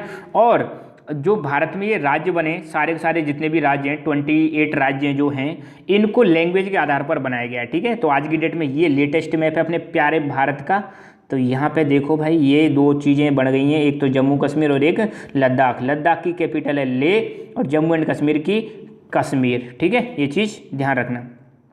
तो आज की डेट में अगर कोई पूछ ले कितनी यूनियन टेरेटरीज है, 8, क्योंकि अभी रिसेंटली एक और काम क्या कर दिया है, दादरा व नगर हवेली एंड दीप व दमन को मिला के 1 बना दिया है। कितने राज्य हैं, 28, ठीक है। बहुत सिंपल है, डरना नहीं है। पॉलिटिकल एंड एडमिनिस्ट्रेटिव डिवीजन ही चल रहे हैं। अब मैंने ये चीज़ पहले ही बता चुका हूँ, हमारे पूरे भारत में सबसे बड़ा जो राज्य है वो है राजस्थान। राजस्थान कहाँ पर है, ये हो गया अपना प्यारा राजस्थान, ठीक है। तो राजस्थान सबसे बड़ा है, और सबसे छोटा स्मॉलेस्ट स्टेट है वो है गोवा। किसके मामले में, एरिया के मामले में। तो यहाँ पे हो गया आपका गोवा। तो भारत का सबसे बड़ा राज्य एरिया के हिसाब से राजस्थान, सबसे छोटा गोवा, ठीक है। और यूनियन टेरेटरीज की बात करें तो अंडमान निकोबार सबसे बड़ी यूनियन टेरेटरी और लक्षद्वीप सबसे छोटी यूनियन टेरेटरीज है, ठीक है। तो भारत में बे ऑफ बंगाल में देखेंगे तो ये वाला है अंडमान निकोबार, और केरल की बगल में देखोगे ये है लक्षद्वीप। तो अंडमान निकोबार तो सबसे बड़ा है यूनियन टेरेटरी है एरिया के मामले में, और लक्षद्वीप सबसे छोटी यूनियन टेरेटरीज है। इंडिया के 2 प्रकार के बॉर्डर हैं, एक है कोस्टल बॉर्डर, पानी वाला जो बॉर्डर है, और एक है लैंड बॉर्डर। पानी वाले बॉर्डर की टोटल लंबाई है 7516 किलोमीटर, और लैंड बॉर्डर की टोटल लंबाई है 15200 किलोमीटर, मतलब 15,200 किलोमीटर तो लैंड बॉर्डर है, और 7,516 किलोमीटर क्या है, कोस्टल बॉर्डर है। कोस्टल बॉर्डर का मतलब ये जो बॉर्डर दिखाई दे रहा है पानी वाला बॉर्डर, इसको हम बोलते हैं कोस्टल बॉर्डर। ये हो गया कोस्टल बॉर्डर। कोस्टल बॉर्डर की लंबाई है 7,516, और यहाँ पर जो आपको दिखाई दे रहा है ये पूरा की पूरा यहाँ तक, ये है लैंड बॉर्डर, और इसकी लंबाई है 15,200 किलोमीटर, 15,200 किलोमीटर। और यहाँ पर आपको कोई पूछ ले कि कोस्टल स्टेट्स के नाम बताओ, तो ये सारे के सारे क्या हो गए, कोस्टल स्टेट्स हो गए, ठीक है। तो आज इस प्रकार हमारा ओवरव्यू कंप्लीट हुआ इंडिया का, और आप हमारे जितने भी नोट्स हैं हमारे टेलीग्राम चैनल लकी एजुकेशन को ज्वाइन करके यहाँ से डाउनलोड कर सकते हो, और साथ के साथ में यहीं पर आपको हमारे जितने भी वीडियोज हैं उनकी नोटिफिकेशन मिलती रहेगी। So thank you so much, keep learning, keep enjoying and God bless you all. Hello my dear friends, welcome to lucky education. और आज हम डिस्कस करेंगे क्लास 6 एनसीईआरटी ज्योग्राफी हम डिस्कस कर रहे हैं, और उसका हम chapter number 7 our country India और इसका लेक्चर नंबर 2 डिस्कस करेंगे। इससे पहले मैं एक लेक्चर ऑलरेडी अपलोड कर चुका हूं, तो उसको देखना बहुत ही ज़्यादा ज़रूरी है ताकि आपकी अंडरस्टैंडिंग अच्छी डेवलप हो सके। तो आज जो मेनली हमारा फोकस रहेगा वो रहेगा हमारे फिजिकल डिवीज़न ऑफ इंडिया, या मतलब इंडिया के कितने फिजिकल डिवीजन्स हैं। फिजिकल डिवीज़न का मतलब है अगर आप बाहर से देखोगे, अपनी आँखों से देखोगे, तो आँखों से देखने पर जो दिखाई देगा उसको हम बोलेंगे फिजिकल डिवीज़न। जैसे आप अगर जम्मू कश्मीर से यहाँ तक आप देखो तो यहाँ पे आपको पर्वत ही पर्वत दिखाई देंगे, पहाड़ ही पहाड़ दिखाई देंगे, माउंटेन्स ही माउंटेन्स दिखाई देंगे आंखों से देखने पर, तो इसको हम बोलते हैं हिमालय। ठीक, तो ये फिजिकल डिवीजन हो गया। इसके नीचे यहाँ पर रिवर्स फ्लो करती है और रिवर्स यहाँ पे बनाती है प्लेन्स, तो इसको बोलते हैं प्लेन्स ऑफ गंगा। इधर राजस्थान वाले रीजन में, यहाँ पे आपको पता है राजस्थान है, तो यहाँ पे डेजर्ट पाया जाता है जिसका नाम है थार डेजर्ट। ये अगला हो गया, जहाँ पे रेत ही रेत मिलेगी। ये हैं आपके कोस्टल प्लेन्स, समुद्र के आसपास के इलाके को हम क्या बोलते हैं, कोस्टल प्लेन्स। तो इधर वाले कोस्टल प्लेन्स को हम बोलते हैं ईस्टर्न कोस्टल प्लेन्स, और इधर वाले को हम बोलते हैं वेस्टर्न कोस्टल प्लेन्स। इन्हीं के कोस्टल प्लेन से थोड़ा सा ऊपर की तरफ चलोगे तो यहाँ पे माउंटेन सीरीज हैं, कुछ रेंज में हिल्स हैं, उनको हम बोलते हैं घाट। तो इधर वाले को बोलते हैं वेस्टर्न घाट और इधर वाले को बोलते हैं ईस्टर्न घाट, ईस्ट की तरफ में जो है। और ये जो पूरा रीजन है यहाँ पर ट्रायंगुलर शेप में, इसको हम बोलते हैं पेनिनसुलर प्लेट्यू या डेक्कन प्लेट्यू के नाम से जानते हैं। तो आज हम बहुत सारे बेसिक चीज़ों के बारे में देखेंगे, इन सारे फिजिकल रीजन्स के बारे में देखेंगे। ठीक है, तो क्लास 6 के हिसाब से देखेंगे, थोड़ा सा मैं ऊपर लेके चलूँगा, बट ये चीज़ें हम दोबारा से फिर आपको क्लास 8 में, फिर 9th में, 11th में फिर दोबारा से चीज़ें काम आएंगी। तो ये सारी चीज़ें आपको पता ही होनी चाहिए, मैं कई बार बता चुका हूँ। हमारा प्यारा देश भारत किस में आता है, एशिया में आता है, एशिया कॉन्टिनेंट में आता है। ठीक है, अच्छा एक चीज़ पिछली बार रह गई थी तो मैं अभी बता देता हूँ, ये वैसे उसका है पार्ट है ये लॉन्गिट्यूड और लैटिट्यूड। आपको पता है जो ग्लोब पर हमारे पे मैंने बताया था, ऐसे जो लाइन होती है इसको हम बोलते हैं लैटिट्यूड, और ऐसे जो लाइन होती है वर्टिकल इनको हम बोलते हैं लॉन्गिट्यूड। ठीक है, तो जो लॉन्गिट्यूड होते हैं, ऐसी वाली जो लाइन होती है लॉन्गिट्यूड, इनसे हम क्या है टाइम का पता लगाते हैं। अब हमारे इंडिया में बताया था जो लॉन्गिट्यूडनल डिफरेंस है वो है 29 डिग्री, मतलब 2 घंटे का समय है, लगभग 2 घंटे का डिफरेंस रहता है ईस्ट और वेस्ट में। तो हमारे यहाँ पे तो जो टाइम मेजर करते हैं वो किससे करते हैं, 82 डिग्री 30 मिनट ईस्ट से हम मेजर करते हैं। मगर हमारे यहाँ तो एक ही है, जो स्टैंडर्ड टाइम मेरिडियन है, एक ही लाइन है। मगर कई सारे देशों में जहाँ पे ज़्यादा लॉन्गिट्यूडनल एक्सपेंशन है वहाँ पर कई सारे टाइम मेरिडियन ले रखे हैं, कई सारे लॉन्गिट्यूड ले रखे हैं, जिनसे वो क्या करते हैं टाइम को मेजर करते हैं। जैसे अमेरिका की बात करें, यूएसए, तो वहाँ पर 7 टाइम जोन्स हैं, अलग अलग जगह पर अलग अलग टाइम जोन मिलेगा। कनाडा की बात करें, ये हो गया कनाडा, कनाडा में 6 टाइम जोन्स हैं। रशिया में 11 टाइम जोन्स हैं। रशिया देखो यहाँ से यहाँ तक फैला हुआ है, बहुत ही ज़्यादा लॉन्गिट्यूडनल एक्सपेंशन है, 11 टाइम जोन्स हैं। और अपने प्यारे देश में तो एक ही है टाइम जोन। ठीक है, तो अब हम देखेंगे फिजिकल डिवीजन्स ऑफ इंडिया। तो यहाँ पे आप देख सकते हो ये गूगल की सैटेलाइट इमेज है, तो कैसा दिखता है, मतलब गूगल की जब सैटेलाइट इमेज देखोगे तो इंडिया को, ये वाला जो रीजन है ये है पानी पानी। और मैं कई बार बता चुका हूँ और बताता रहूँगा, यहाँ पर आपको पता है बे ऑफ बंगाल है, यहाँ पर अरेबियन सी है, और नीचे इंडियन ओशियन है। ठीक है, और ये वाला जो रीजन दिखाई दे रहा है ना आपको, ये वाला, ये सारा का सारा पहाड़ी रीजन है, इसको हम बोलते हैं हिमालयन माउंटेन। और यहाँ पे ये जो व्हाइट व्हाइट हल्का सा दिखाई दे रहा है, येलो येलो सा, ये है थार डेजर्ट। ठीक है, चलो शुरुआत करते हैं। तो आपको पता है हमारे इंडिया में भी फिजिकल डाइवर्सिटी पाई जाती है। अपने यहाँ पे बाकी डाइवर्सिटी तो पाई जाती है, कल्चरल डाइवर्सिटी, लैंग्वेज की डाइवर्सिटी, बहुत सारी डाइवर्सिटी, मगर we have also physical diversity. मतलब हमारे यहाँ पे अलग अलग फिजिकल रीजन्स हैं। कई बार कई देशों में तो क्या इतनी सारी चीज़ें नहीं मिलती। हमारे यहाँ आपको ओशंस मिल जाएंगे, हमारे यहाँ पे बर्फ़ ही बर्फ़ मिल जाएगी, हमारे यहाँ पे डेजर्ट रेत ही रेत मिल जाएगी, हमारे यहाँ पे प्लेन्स मिल जाएंगे, मतलब वी हैव एवरीथिंग। तो ये हम बड़े मतलब लकी हैं कि मतलब हमारे यहाँ हर प्रकार का क्लाइमेट और हर प्रकार की चीज़ें अवेलेबल हैं। ठीक है, तो आप घूमने जाओ तो आपको सारी चीज़ें यहीं पे मिल जाएंगी हैं। ओके, तो अब हम देखें इंडिया के जो मेन फिजिकल रीजन्स हैं, ये आपको दिमाग में सेट कर लो कि इंडिया के मेनली 6 फिजिकल रीजन है। पहला है हिमालय माउंटेन, तो ये वाली जो जगह इसको बोलते हैं हिमालय माउंटेन। दूसरा नॉर्दर्न प्लेन्स, इसी के पैरेलल में यहाँ पे गंगा, इंडस और ब्रह्मपुत्र के द्वारा कुछ प्लेन्स बनाए जाते हैं, वो हम देखेंगे क्या होते हैं प्लेन्स। तो वो प्लेन्स हैं थार डेजर्ट, ये राजस्थान वाले इलाके में थार डेजर्ट है, जिसको द ग्रेट इंडियन डेजर्ट भी बोलते हैं। पेनिनसुलर प्लेट्यू, ये वाला जो एरिया है इसको हम बोलते हैं peninsular plateau. The coastal planes, coastal planes में कौन से आ जाएंगे, ये वाले और ये वाले आ जाएंगे कोस्टल प्लेन्स में, ठीक है। तो कोस्टल प्लेन्स में वेस्टर्न कोस्टल प्लेन्स और ईस्टर्न कोस्टल प्लेन्स। फिर है ग्रुप ऑफ आइलैंड्स, छठे नंबर पर ग्रुप ऑफ आइलैंड्स। यहाँ पे आपको लक्षद्वीप मिल जाएगा, यहाँ पे आपको बे ऑफ बंगाल मिल जाएगा। तो ये क्या है, कई सारे आइलैंड्स के ग्रुप हैं। तो इन 6 के बारे में हम बिल्कुल आराम से धीरे धीरे करके एक एक के बारे में, सबके बारे में अब डिस्कस करते हैं, ठीक है। तो let's begin the 6 physical regions of India. ये हो गया अपना हिमालयन माउंटेन, इसी के पैरेलल में यहाँ पे हो गया आपका प्लेन्स बनाती है, जहाँ पे गंगा के प्लेन्स है, इनको गैंगेटिक प्लेन्स बोलते हैं। यहाँ पे ब्रह्मपुत्र के प्लेन्स हैं, ये हो गया थार डेजर्ट, और ये पूरा हो गया डेक्कन प्लेट्यू। इधर वाला हो गया western coastal planes, eastern coastal planes, ये हो गया लक्षद्वीप आइलैंड्स और अंडमान निकोबार आइलैंड्स, ठीक है। तो पोजीशन जानना बहुत ज़रूरी है। ये देखो खूबसूरत नज़ारा, आज आपको बताऊंगा मैं, बहुत प्यारी प्यारी चीज़ें। तो ये देखो क्या है, ये है हिमालय माउंटेन। देखो कितना मस्त लग रहा है ना, है। हालांकि आप वहाँ रहोगे तो फिर ये बेकार लगेगा ज़्यादा समय तक, क्योंकि माउंटेन ही माउंटेन है, बहुत ऊंचे ऊंचे। तो ये माउंटेन की सीरीज है, यहाँ एक माउंटेन जा रहा है, यहाँ एक माउंटेन जा रहा है, और कहीं ऐसे ही माउंटेन जा रहा है। तो ऐसे माउंटेन की सीरीज है कई सारी, हिमालय पर आपको माउंटेन सीरीज मिलेंगी कई सारी, ठीक है। और सारी की सारी माउंटेन सीरीज की हाइट अलग अलग होती है। और ये इनके ऊपर वाली जो हिस्सा होता है ना, इसको हम बोलते हैं माउंटेन पीक। क्या बोलते हैं, माउंटेन पीक। और हिमालय पे जो सबसे ऊंची माउंटेन पीक है उसका नाम है माउंट एवरेस्ट, ठीक है। सबसे बड़ी सबसे ऊंची चोटी जो है माउंट एवरेस्ट है, जिसकी हाइट 8848 मीटर है, जो कि आज की डेट में नेपाल में है, ठीक है। तो सबसे पहले हम डिस्कस करेंगे हिमालय माउंटेन के बारे में। मैंने पर्सनली इसको देखा है, एक फोटो भी दिखाऊंगा आपको, ठीक है। तो हिमालय माउंटेन एक तो इंडिया के इधर साइड में आता है, किधर साइड में, नॉर्थ साइड में आता है। यहाँ पे देखो ये इंडिया की हुई नॉर्थ, तो यहाँ नॉर्थ से लेके इधर जो जाओगे ऐसे यूँ करके, तो ये हो जाए, ये हो गया ईस्ट, ये हो गया नॉर्थ, इधर जाके आ जाएगा नॉर्थ ईस्ट। तो हिमालय जो है नॉर्थ से स्टार्ट होता है और नॉर्थ ईस्ट तक चलता है, मतलब जम्मू कश्मीर से स्टार्ट होगा और अरुणाचल प्रदेश तक खत्म होगा। और हिमालय की जो लेंथ है यहाँ से यहाँ तक, जो हिमालय की लेंथ है ये है 2500 किलोमीटर। सोचो 2500 किलोमीटर लंबाई है हिमालय की। तो नॉर्थ से नॉर्थ ईस्ट तक जा रहा है, 2500 लंबाई है। हिमालय जो है वर्ल्ड का यंगेस्ट माउंटेन है, सबसे नया माउंटेन है, और हाईएस्ट माउंटेन है, सबसे ऊंचा माउंटेन है। इससे ऊंचा माउंटेन पूरे विश्व में कहीं भी नहीं है, ठीक है। और ये एक फोल्ड माउंटेन है। फोल्ड माउंटेन क्या होता है, फोल्ड माउंटेन मतलब ऐसे, मतलब फोल्ड से मिलेंगे, ऐसे मिलेंगे, इसको हम बोलते हैं फोल्ड माउंटेन से, ऐसे मतलब चीज़ें मिलेंगी आपको, ठीक है। फोल्ड माउंटेन है। अच्छा, तो 2500 किलोमीटर 2500 किलोमीटर इसकी लेंथ है। और हिमालय का मतलब होता है हिम प्लस आलय। अगर हिमालय का हम संधि विच्छेद करते हैं, हिंदी में आ जाओ, हिमालय को संधि विच्छेद करेंगे, हिम प्लस आलय। और हिम का मतलब होता है आइस, और आलय का मतलब होता है होम। तो घर किसका घर, बर्फ का घर, उसी को हम क्या बोलते हैं, Himalaya, the abode of snow.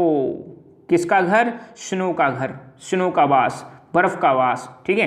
तो जहाँ पे ये सारी चीज़ें मिले, बर्फ ही बर्फ मिले, उसको हम क्या बोलते हैं, हिमालय बोलते हैं। It is covered by snow, snow मतलब बर्फ, बर्फ से घिरा रहता है, इसलिए इसको हम बोलते हैं हिमालय, ऐसा घर जो बर्फ ही बर्फ से घिरा हुआ है। और यहाँ पे जो सबसे ऊंची चोटी है, दैट हाईएस्ट पीक है, उसका नाम है माउंट एवरेस्ट। और कितनी है, 8848 मीटर इसकी हाइट है। हिमालय यंगेस्ट माउंटेन और हाईएस्ट माउंटेन रेंज है पूरे वर्ल्ड का। हिमालय को हम यंग फोल्ड माउंटेन्स भी बोलते हैं। यंग फोल्ड मतलब ऐसे करके, मान लो दो तरफ से ऐसे प्रेशर लगाएं किसी चीज़ पर तो ऐसे फोल्ड हो जाता है वो, तो इसको बोलते हैं young fold mountain. Himalaya mountain lies in the north to north east of India. Himalaya mountain आपको पता है यहाँ पे नॉर्थ से लेकर नॉर्थ ईस्ट तक ऐसे करके फैला हुआ है हिमालय माउंटेन। तो यहाँ पे देख सकते हो ये अपना नॉर्थ हो गया और ये नॉर्थ ईस्ट हो गया, तो ऐसे करके यूँ पूरा की पूरा ये क्या है, हिमालय माउंटेन है, ठीक है। तो हिमालय माउंटेन हो गया। अच्छा, अब आगे बढ़ते हैं। तो ये देखो यहाँ पे पूरा मस्त दिखा रखा है, यहाँ से यूँ चलो और ये पूरा की पूरा क्या है, हिमालयन माउंटेन है। अब हिमालय माउंटेन को 3 प्रकार से क्लासीफाई कर सकते हैं हाइट के आधार पर। अगर आप ऊपर से नॉर्थ से साउथ चलो तो इसको 3 भागों में डिवाइड कर देंगे। सबसे ऊपर वाले हिमालय को हम बोलते हैं हिमाद्री। क्या बोलते हैं, हिमाद्री या ग्रेटर हिमालय। फिर दूसरे नंबर पे जो हिमालय आएगा, इससे नीचे नॉर्थ में जाओगे, नीचे साउथ की तरफ जाओगे, दूसरे नंबर का आता है उसको हम बोलते हैं मिड हिमालय। पहला हो गया हिमाद्री, दूसरा हो गया मिड हिमालय, और तीसरा है शिवालिक। कौन सा हो गया, सबसे नीचे वाले हिमालय को बोलते हैं शिवालिक, ठीक है। तो ऐसे करके ध्यान रखना है। तो हिमालय माउंटेन को हम 3 भागों में डिवाइड कर सकते हैं। Sorry, Himalayan mountain are divided into 3 main parallel ranges, 3 parallel ranges में डिवाइड कर सकते हैं।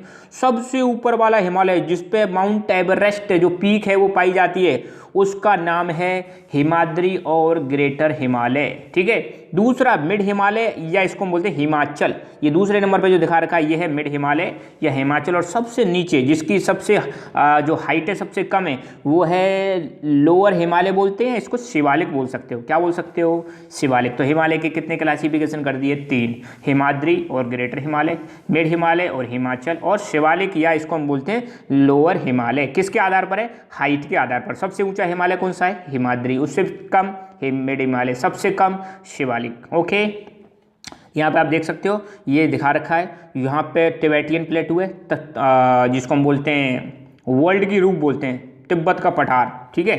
वर्ल्ड की रूप बोला जाता है तिब्बतियन प्लेटू को, सबसे ऊंचे मतलब हाइट पर है ये। फिर उसके अब यहीं पर आपको पहले मिलेगा ग्रेटर हिमालय, फिर मिलेगा लेसर हिमालय, और फिर सबसे शिवालिक, ठीक है। ये चीज़ ध्यान रखना। खैर हाँ, ये देख सकते हो ये हिमालय वाला रीजन है, यहाँ पर नीचे बर्फ़ ही बर्फ़ है, और ये हैं हम, ठीक है। यहाँ पर घूमने गए थे हम हिमाचल में आपको एक जगह बताता हूँ जिसका नाम है मनाली। तो ये जो पिक्चर है ये कहाँ की है? मनाली, कुल्लू मनाली नाम की जगह है, वहाँ पर है, ये बर्फ़ पड़ी थी, ठीक है। लगभग 1 दिसंबर की बात थी। तो ये कितना प्यारा जगह है, बहुत अच्छी जगह है। यहाँ पे बहुत सारे टूरिस्ट आते हैं, तो मतलब यहाँ पे एक प्रकार से इनकम भी होती है टूरिस्ट लोगों के आने की वजह से, ठीक है। और ये देख सकते हो ये हिमालय पे यहाँ पे बर्फ़ ही बर्फ़ दिखेगी तुम्हें, बहुत ऊंची ऊंची चोटियाँ हैं। तो सबसे पहले हिमाद्री के बारे में अब देखो, इनके बारे में थोड़ा थोड़ा दे रखा है, उतना ही हम कवर कर लेते हैं, बाकी हम 9th क्लास में बहुत डिटेल में पढ़ेंगे इन सब चीज़ों के बारे में। तो हिमालय में जो सबसे ऊपर वाला हिमालय, अब हम जैसे सोच सकते हैं नॉर्थ और ये साउथ, तो नॉर्दर्न मोस्ट मतलब सबसे नॉर्थ की साइड में जो हिमालय उसका नाम है ग्रेटर हिमालय या हिमाद्री। और यहाँ पर वर्ल्ड की हाईएस्ट पीक माउंट एवरेस्ट पाई जाती है, और ये हिमालय स्नो कवर्ड रहता है मोस्ट ऑफ द ईयर, मतलब साल के ज़्यादातर दिनों में यहाँ पर क्या रहती है? बर्फबारी। सियाचिन ग्लेशियर नाम सुना है ना, जहाँ पर हमारे भारतीय सैनिक तैनात हैं, बर्फ़ ही बर्फ़ रहती है यहाँ पर। तो सबसे ऊपर वाला जो हिमालय है वहाँ पे उसको बोलते हैं हिमाद्री। अब हिमालय पे कई सारी माउंटेन पीक और पाई जाती है, मैं एडिशनली बता देता हूँ। एक जैसे गॉडविन ऑस्टिन, ये है K2 के नाम से भी फेमस है, अन्नपूर्णा, धौलागिरी, माउंट एवरेस्ट, कंचनजंगा। तो सबसे जो हाईएस्ट पीक है वो है माउंट एवरेस्ट। तो ये पीक है, पीक मतलब चोटियाँ, ठीक है। ये और दिखा सकता हूँ, एक और प्यारा डायग्राम देख सकते हो, पिक्चर देख सकते हो। ये वाइट जो दिख रहा है ना आपको सारा, यहाँ पर आपको मैं दिखाता हूँ थोड़ा सा जूम करके। ये बर्फ़ ही बर्फ़ है सारी, पीछे हमारे यहाँ पे ये बर्फ़, ये हैं हम, ठीक है। ये बर्फ़ सब बर्फ़ ही बर्फ़ है, मस्त मज़ा आता है। खैर कभी जाना घूमने, अभी तो कोरोना को निपटने दो पहले। तो हिमाचल और मिड हिमालय ये साउथ में आता है, किसके? हिमाद्री के। तो आपको पता है यहाँ पे पहले आ गया हिमाद्री, तो हिमाद्री का ये नॉर्थ हो गया, और ये क्या हो गया? साउथ। तो हिमाद्री के बाद क्या आएगा? मिड हिमालय या हिमाचल आता है, ये साउथ में आता है। किसके साउथ में आता है? हिमाद्री के में। ऐसे मत चले जाना कि इंडिया में नीचे आ जाए, यहाँ साउथ में, यहाँ नहीं है, सिर्फ हिमाद्री के साउथ में। और यहाँ पर कई सारे पॉपुलर हिल स्टेशंस पाए जाते हैं। अभी पिक्चर दिखाऊंगा मैं हिल स्टेशंस की। तो हिल स्टेशन मतलब पहाड़ियों पर बहुत सारी जगह है, वहाँ पे बड़ी खूबसूरत जगह है पहाड़ियों पर, और वहाँ पे बहुत सारे टूरिस्ट मतलब घूमने जाते हैं लाखों की तादाद में, ठीक है।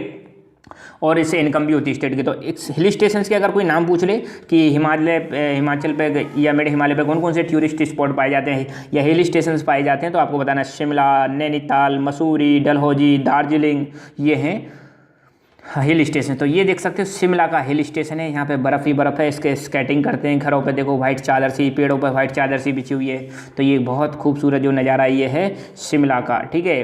ये भी शिमला का, ये ऊटी का है, ये वाला जो नज़ारा है ये ऊटी का है, ऊटी हिल स्टेशन। और ये भी ऊटी का, ये नैनीताल का है, सॉरी, ये वाला जो है ये नैनीताल का है, ये भी नैनीताल का है, हिल स्टेशन है। देखो लोग वक्त जाते हैं, फ़ोटो वोटो लेते हैं, सेल्फी लेते हैं, कुछ ना लाइक तो सेल्फी लेते लेते डढ़ा सेल्फी नहीं लेनी चाहिए इस जगह पे। शिवालिक और लोअर हिमालय, तो इसको हम बोलते हैं सदर्न मोस्ट रेंज। क्या बोलते हैं? मतलब सबसे ऊपर आ गई आपकी हिमाद्री के साउथ में मिड हिमालय, और सबसे नीचे कौन सी आ जाएगी? शिवालिक। तो सबसे, अब जैसे हिमालयों के तीनों को देखें तो तीनों हिमालय में जो सबसे साउथ में जो है उसको हम बोलते हैं शिवालिक, और सबसे नॉर्थ में जो है उसको हिमाद्री या ग्रेटर हिमालय के नाम से जाना जाता है। तो ये पीली पीली सी जो लाइन दिखा रही थी ये है शिवालिक रेंज। ये देख सकते हो शिवालिक रेंज का बड़ा खूबसूरत नज़ारा है। तो ये तो मस्त जगह, स्वर्ग है भाई, स्वर्ग। द नॉर्दर्न प्लेन्स, तो हिमालय हो गया हमारा फिनिश। तो हिमालय में बस इतना ही ध्यान रखना कि हिमालय की लंबाई 2500 किलोमीटर के समथिंग है, नॉर्थ से नॉर्थ ईस्ट तक जा रहा है, या हम कह सकते हैं कि जम्मू कश्मीर से अरुणाचल प्रदेश तक ये फैला हुआ है। यंगेस्ट हिमालय है, यंगेस्ट माउंटेन है, हाईएस्ट माउंटेन है, फोल्ड माउंटेन है, माउंट एवरेस्ट कहीं पर यहीं पर पाई जाती है, ठीक है। इन सब चीज़ों के बारे में ध्यान रखना। अब हम देखेंगे प्लेन्स ऑफ गंगा। अब देखो एक्चुअली होता क्या है, यहाँ पे एक मैं डालना भूल गया। अब ये जो हिमालय है ना, हिमालय पर आपको पता है बर्फ़ पाई जाती है। अब बर्फ़ पिघलती रहती है, और जब बर्फ़ पिघलेगी तो उसमें से पानी निकलेगा, और पानी निकल निकल के ऐसे आएगा। तो हिमालय वाले रीजन में मैं फोटो डालना भूल गया, कभी फिर डाल दूंगा। तो बहुत सारी रिवर्स आ रही है वहाँ पे। जैसे अगर रिवर्स के मैं नाम लूँ, जैसे इंडस रिवर हो गई, इंडस के बाद झेलम, चेनाब, रावी, सतलज, ब्यास, ये सारी रिवर्स वहीं से निकलती हैं। इवन ब्रह्मपुत्र वहीं से निकलती है। गंगा जो है गंगोत्री ग्लेशियर से निकलती है। यमुना जो है यमुनोत्री ग्लेशियर से। हिमालय पे बर्फ़ के जो पहाड़ पाए जाते हैं उनको एक्चुअली हम ग्लेशियर्स बोलते हैं। बर्फ़ के जो बड़े बड़े पहाड़ हैं ग्लेशियर्स बोलते हैं। ग्लेशियर्स पिघलते रहते हैं तो इसमें से पानी निकलता है। जब ये ग्लेशियर्स हिमालय से बहते हुए जब ये पानी जब आएगा, ये जब नदी बनेंगी, पानी बह बह के नदी बन जाता है। ये पानी जब माउंटेन से बहते हुए आएगा तो ये माउंटेन्स का क्या करता है, इरोजन करेगा। माउंटेन्स का क्या करेगा, इरोजन। मतलब आप देखो किसी चीज़ पे लगातार पानी गिरा हुआ है तो उसमें से कुछ पार्टिकल्स निकल निकल के चले आते हैं। जैसे मान लो, अगर मैं कैसे बताऊँ, जैसे आप एक एग्जाम्पल लो, आपने एक कहावत सुनी होगी, करत करत अभ्यास के जड़ मत होत सुजान, और रस्सी आवत जात है सिल पे पड़त निशान।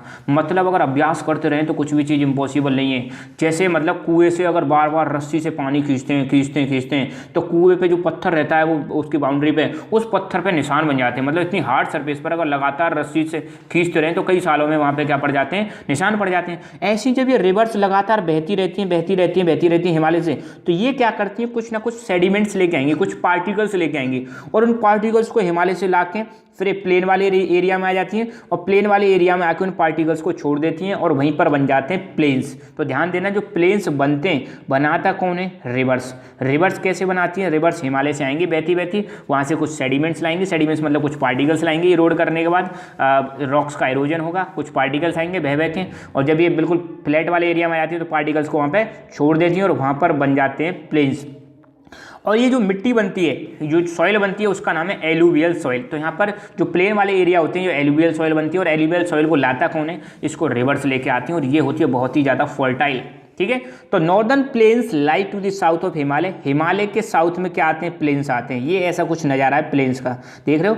ये तो अभी हम पहाड़ देखे थे, तो पहाड़ों के नीचे साउथ में, अगर हिमालय के साउथ में जाओ तो हिमालय के साउथ में आपको क्या मिलेगा, हिमालय के साउथ में मिलेगा आपको नॉर्दर्न प्लेन्स। इनको हम इंडो गैंगेटिक प्लेन्स के नाम से भी जानते हैं, इंडो गैंगेटिक प्लेन्स। ये जनरली फ्लैट है और लेवल है, मतलब इनमें ऐसा नहीं है कि यूँ ऊबड़ खाबड़ मिलेंगे, फ्लैट है यहाँ पर, ठीक है। तो फ्लैट होती है चीज़ वहाँ पे, तो जनसंख्या भी ज़्यादा मिलेगी, घर भी ज़्यादा मिलेंगे आपको।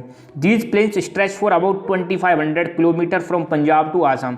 पंजाब से लेकर आसाम तक ये फैले हुए हैं, और उनकी भी लंबाई लगभग 2500 किलोमीटर है, 2500 किलोमीटर है। तो ऐसा नज़ारा दिखता है प्लेन्स का। तो उत्तर प्रदेश, पंजाब, बिहार, वेस्ट बंगाल, आसाम, ये वाले रीजन जनरली किस में आते हैं, प्लेन्स में। इसीलिए देखो हमारे देश में, अच्छा प्लेन्स वाले रीजन में अब देखो फायदा क्या है। प्लेन्स वाले रीजन में नंबर 1 वहाँ की सॉइल पाई जाती है फर्टाइल। अब सॉइल फर्टाइल है तो वहाँ पर एग्रीकल्चर होगी ज़बरदस्त। एग्रीकल्चर ज़बरदस्त होगी तो वहाँ पर ग्रेन्स, अनाज जो है बहुत ज़्यादा पैदा होंगे। इसीलिए हम जो प्लेन्स हैं इनको हम बोलते हैं ग्रेन स्टोर ऑफ इंडिया। क्या बोलते हैं प्लेन्स को, ग्रेन स्टोर ऑफ इंडिया। मतलब धान का कटोरा, सबसे ज़्यादा जो ग्रेन्स, अनाज जो उत्पन्न होता है वो कहाँ पर प्रोड्यूस होता है, अनाज ये इन्हीं प्लेन्स में प्रोड्यूस होता है। कौन से प्लेन्स में, नॉर्दर्न प्लेन्स में। अब देखो ये नॉर्दर्न प्लेन्स में अब क्या क्या चीज़ें, एक तो एग्रीकल्चर ज़्यादा, पानी अवेलेबल है, यहाँ पे कई सारी रिवर्स फ्लो करती हैं, गंगा यमुना और उनकी ट्रिब्यूटरीज। इसके अलावा फिर यहाँ पर ग्रेन्स प्रोडक्शन, पानी अच्छा प्रोड्यूस हो रहा है। तो जब सारी चीज़ें अवेलेबल हैं तो यहाँ पर पॉपुलेशन भी भर भर के मिलेगी, पॉपुलेशन भयंकर मिलती है। सबसे ज़्यादा जो पॉपुलेशन पाई जाती है इंडिया में वो प्लेन्स में ही पाई जाती है। तो जो इंडिया में नॉर्दर्न प्लेन्स हैं that are the most densely populated regions, ठीक है। अब इसकी विपरीत अगर हम देखें थार डेजर्ट में ना तो पानी है, पानी नहीं तो वहाँ की सॉइल कैसी है, अनफर्टाइल है, फर्टाइल ही नहीं है, तो मतलब वहाँ पे कुछ उपज भी नहीं सकता, ग्रेन्स भी नहीं होते। तो थर्ड डेजर्ट में पॉपुलेशन बहुत कम पाई जाती है, मगर यहाँ सबसे ज़्यादा पॉपुलेशन पाई जाती है, ध्यान रखना, ठीक है। उत्तर प्रदेश की पॉपुलेशन आज की डेट में लगभग 20 करोड़ के समथिंग है। सोचो पाकिस्तान के बराबर है, पाकिस्तान से भी ज़्यादा पॉपुलेशन है अपने उत्तर प्रदेश की। तो रीजन क्या है, यहाँ पे जगह अच्छी है, फर्टाइल है, खेती वेती होती है और पानी की अवेलेबिलिटी है, ठीक है। हाँ ये देखो, ये रिवर्स जब फ्लो करके आती हैं, जैसे माउंटेन्स में से जब ये रिवर्स फ्लो करके आएंगी तो ये लेके आती हैं सेडिमेंट्स। क्या लेके आएंगी, सेडिमेंट्स, और इनको ले जाके ये कहाँ पर छोड़ देती हैं, ऐसे एरिया में छोड़ देती हैं। तो ये पानी जो आ रहा है ना, ये रिवर चल रही है, ये कहाँ से आ रही है, ये भाई हिमालय से आ रही है, पानी लेके आ रही है, इसी में सेडिमेंट्स आते हैं। तो ऐसे बनते हैं प्लेन्स, मतलब इन पहाड़ों से बह बह के रिवर्स आएंगी, रिवर्स फिर चली जाती हैं ऐसे एरिया में, फ्लैट वाले में, यहाँ पे इनकी स्पीड कम हो जाती है और फिर इसमें से जो सेडिमेंट्स हैं यहाँ पर रह जाएंगे। जैसे मान लो आप मिट्टी को पानी में घुल के हिलाओ उसको तेज गति से, तो पहले तो जब तेज तेज घूमेगा तो मिट्टी भी पानी के साथ घूमेगी, जब पानी ठंडा होता है तो मिट्टी भी ठंडी होकर नीचे बैठ जाती है। तो ऐसे ही ये जो मिट्टी आ रही है ना, इसको यहाँ पर बैठ जाती है चुपचाप, ठीक है, यहाँ पर साइड में जमने लग जाएगी। तो ऐसे बनते हैं प्लेन्स, ठीक है। अभी नॉर्दर्न प्लेन्स ही बढ़ रहे हैं। These are formed by alluvial deposits. Alluvial deposit मतलब वो सॉइल है एक प्रकार की, laid down by the rivers. और एलुवियल डिपॉजिट्स को कौन लेके आता है, रिवर्स लेके आती हैं। जैसे इंडस रिवर, जिसको सिंधु नदी भी कहते हैं, Ganga river, Brahmaputra river and their tributaries. अभी ट्रिब्यूटरीज में बाद में बताऊंगा। ट्रिब्यूटरीज का मतलब होता है सहायक नदियाँ। सहायक नदियाँ का मतलब क्या है, जैसे एक नदी ये बह रही है, यहाँ पर एक पानी जा रहा है, ठीक है, ये तो हो गई मेन रिवर। अब मान लो कहीं यहाँ से एक रिवर निकली, ये अपना पानी लेके आएगी, इसमें मिला देगी ए रिवर में, ये रिवर है बी। एक रिवर यहाँ से आई, एक रिवर यहाँ से आई, एक रिवर यहाँ से आई, ठीक है। तो ये बगल में जो रिवर्स आ रही है ना, ये इसके मतलब एक तरफ मान लो राइट साइड में, एक लेफ्ट साइड में, ऐसे समझ लो, ठीक है, या कैसे भी समझ लो, लेफ्ट राइट। तो यहाँ पे इधर से एक रिवर आई, एक इधर से आई, एक इधर से आई, इधर से आई। तो ये क्या करती हैं रिवर्स, अपने पानी को मेन रिवर में लाके मिला देती हैं। अपने पानी को किस में मिला देंगे, मेन रिवर में। और ये जो मेन रिवर के अलावा जो बाकी 4 रिवर जो दिखा रखी है मैंने, 1 2 3 4, इनको बोलते हैं ट्रिब्यूटरीज। तो जो प्लेन्स बनते हैं, कुल मिला के हम ऐसा कह सकते हैं, जो प्लेन्स बनते हैं, प्लेन को बनाते हैं रिवर्स और उनकी ट्रिब्यूटरीज। ट्रिब्यूटरीज का मतलब होता है सहायक नदियाँ, ठीक है, सहायता कर रही हैं, नदी के साथ बह रही हैं। दूसरी चीज़, ये नदियाँ क्या करती हैं, जब माउंटेन एरिया से बहकर आती हैं, फ्लो करके आती हैं, तो अपने साथ सेडिमेंट्स लेके आती हैं, कुछ डिपॉजिट्स लेके आती हैं, कुछ पार्टिकल्स लेके आते हैं, और उन पार्टिकल्स को ये डिपॉजिट कर देंगे कहाँ पर, प्लेन वाले एरिया में, और वहाँ पर बन जाएंगे प्लेन्स, ठीक है। These plains are provide very fertile land. ये जो प्लेन्स हैं जहाँ पर फर्टाइल जमीन पाई जाती है, और फर्टाइल लैंड प्रोवाइड करते हैं किसके लिए, कल्टीवेशन के लिए। कल्टीवेशन मतलब खेती करने के लिए। तो खेती करने के लिए जमीन फर्टाइल होगी तो खेती अच्छी होगी, फर्टाइल नहीं होगी तो फसल अच्छी नहीं होगी, ठीक है। तो अगर आपको अच्छी फसल उगानी है तो उसके लिए क्या जरूरी है, लैंड फर्टाइल होनी चाहिए, और लैंड फर्टाइल पाई जाती है नॉर्दर्न प्लेन्स में, ठीक है। और यही रीजन है कि यहाँ पर हाई पॉपुलेशन पाई जाती है प्लेन्स में। मैंने बताया था अभी, प्लेन्स में हाई रीजन होने का कारण क्या है, एक तो यहाँ की जो जमीन है फर्टाइल है, पानी की अवेलेबिलिटी है, और मस्त जगह है, ठीक है। तो यहाँ पे देख सकते हो, जैसे ये गंगा रिवर आ रही है और ये आके, अच्छा, ये गंगा रिवर जहाँ से निकली है उसको हम बोलते हैं ओरिजिन। ध्यान देना, दो तीन चीज़ें ये बार बार काम आएंगी। रिवर जहाँ से ओरिजिनेट होती है उसको बोलते हैं ओरिजिन पॉइंट।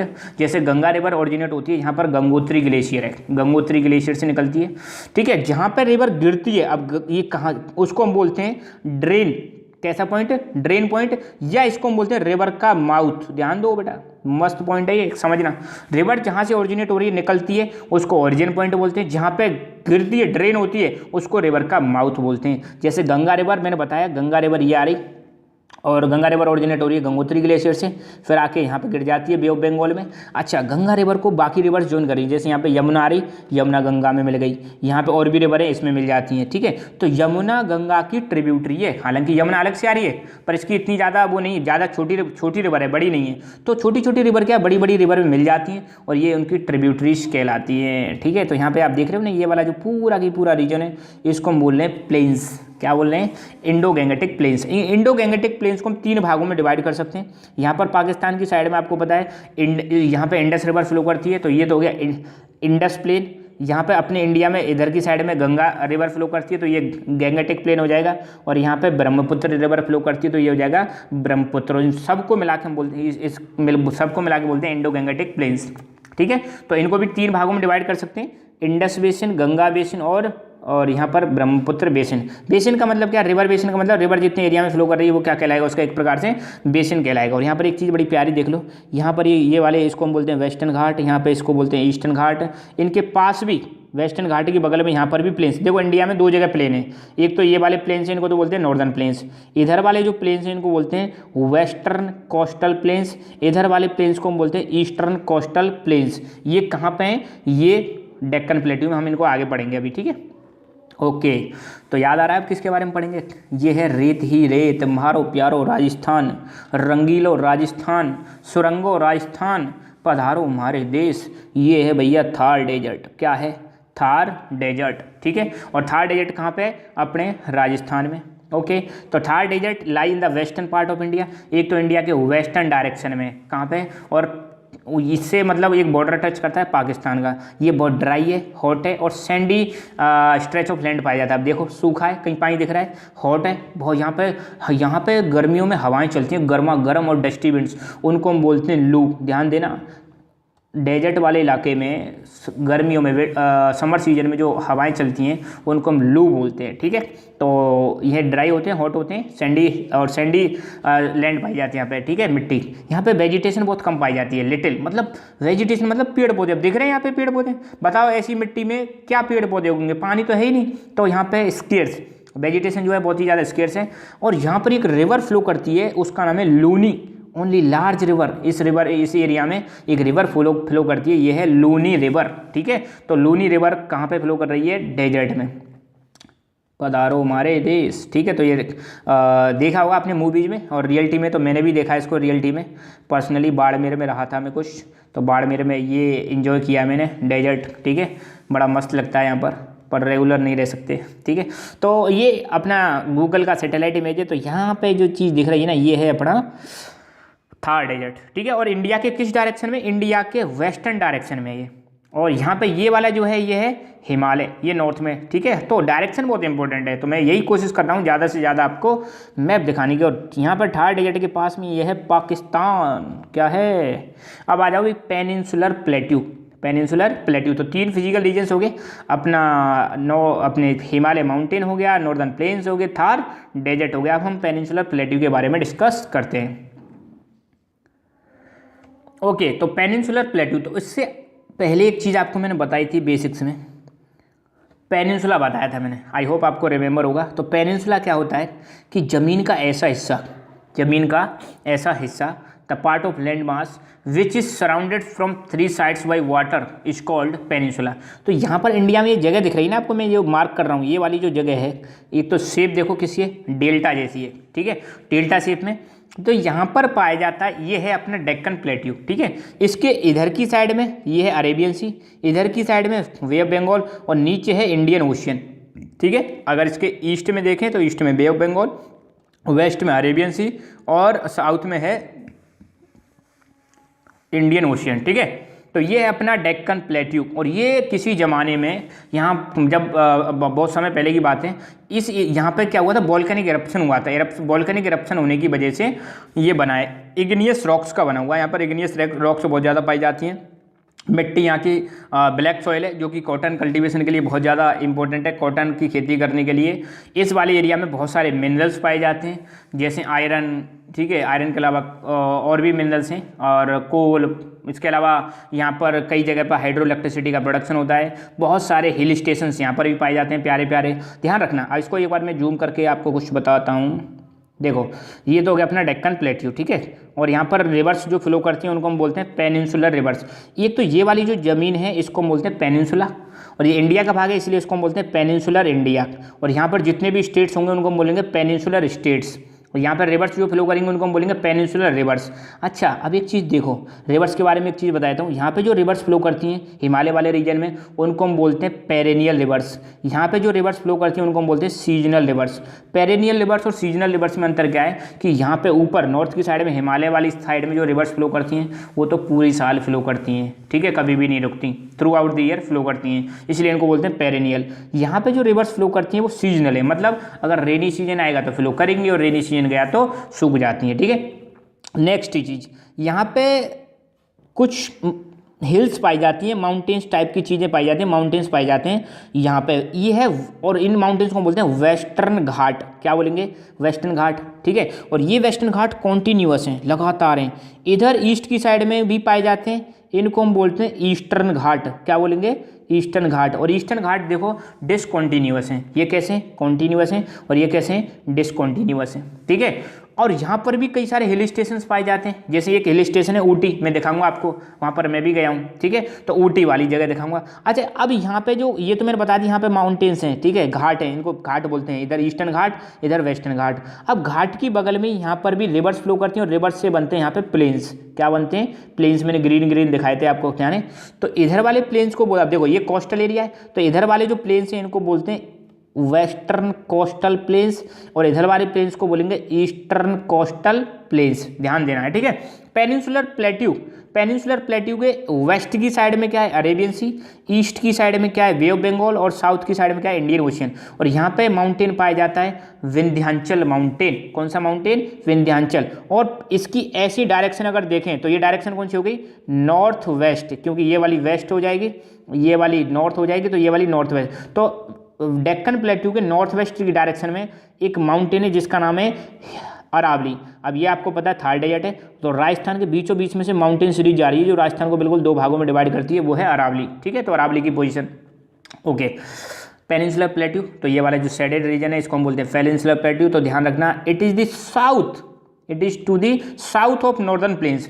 मतलब यहाँ पे नॉर्दर्न प्लेन्स है, नॉर्दर्न प्लेन्स के साउथ में है पेनिनसुलर प्लेट्यू। शेप कैसी है? शेप, आकृति कैसी है?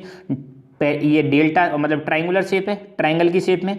The relief is highly uneven, ये मतलब रिलीफ का मतलब यहाँ का जो एरिया है, जमीन है, वो अनइवन है। अनइवन मतलब समान नहीं है, जैसे हमने नॉर्दर्न प्लेन्स देखे थे एकदम फ्लैट, यहाँ पर कहीं ऊंचाई कहीं नीचाई, ऊंचाई नीचाई, यहाँ पर भी मतलब अनइवन है, ठीक है। रिलीफ जो है यहाँ की जमीन जो है अनइवन है।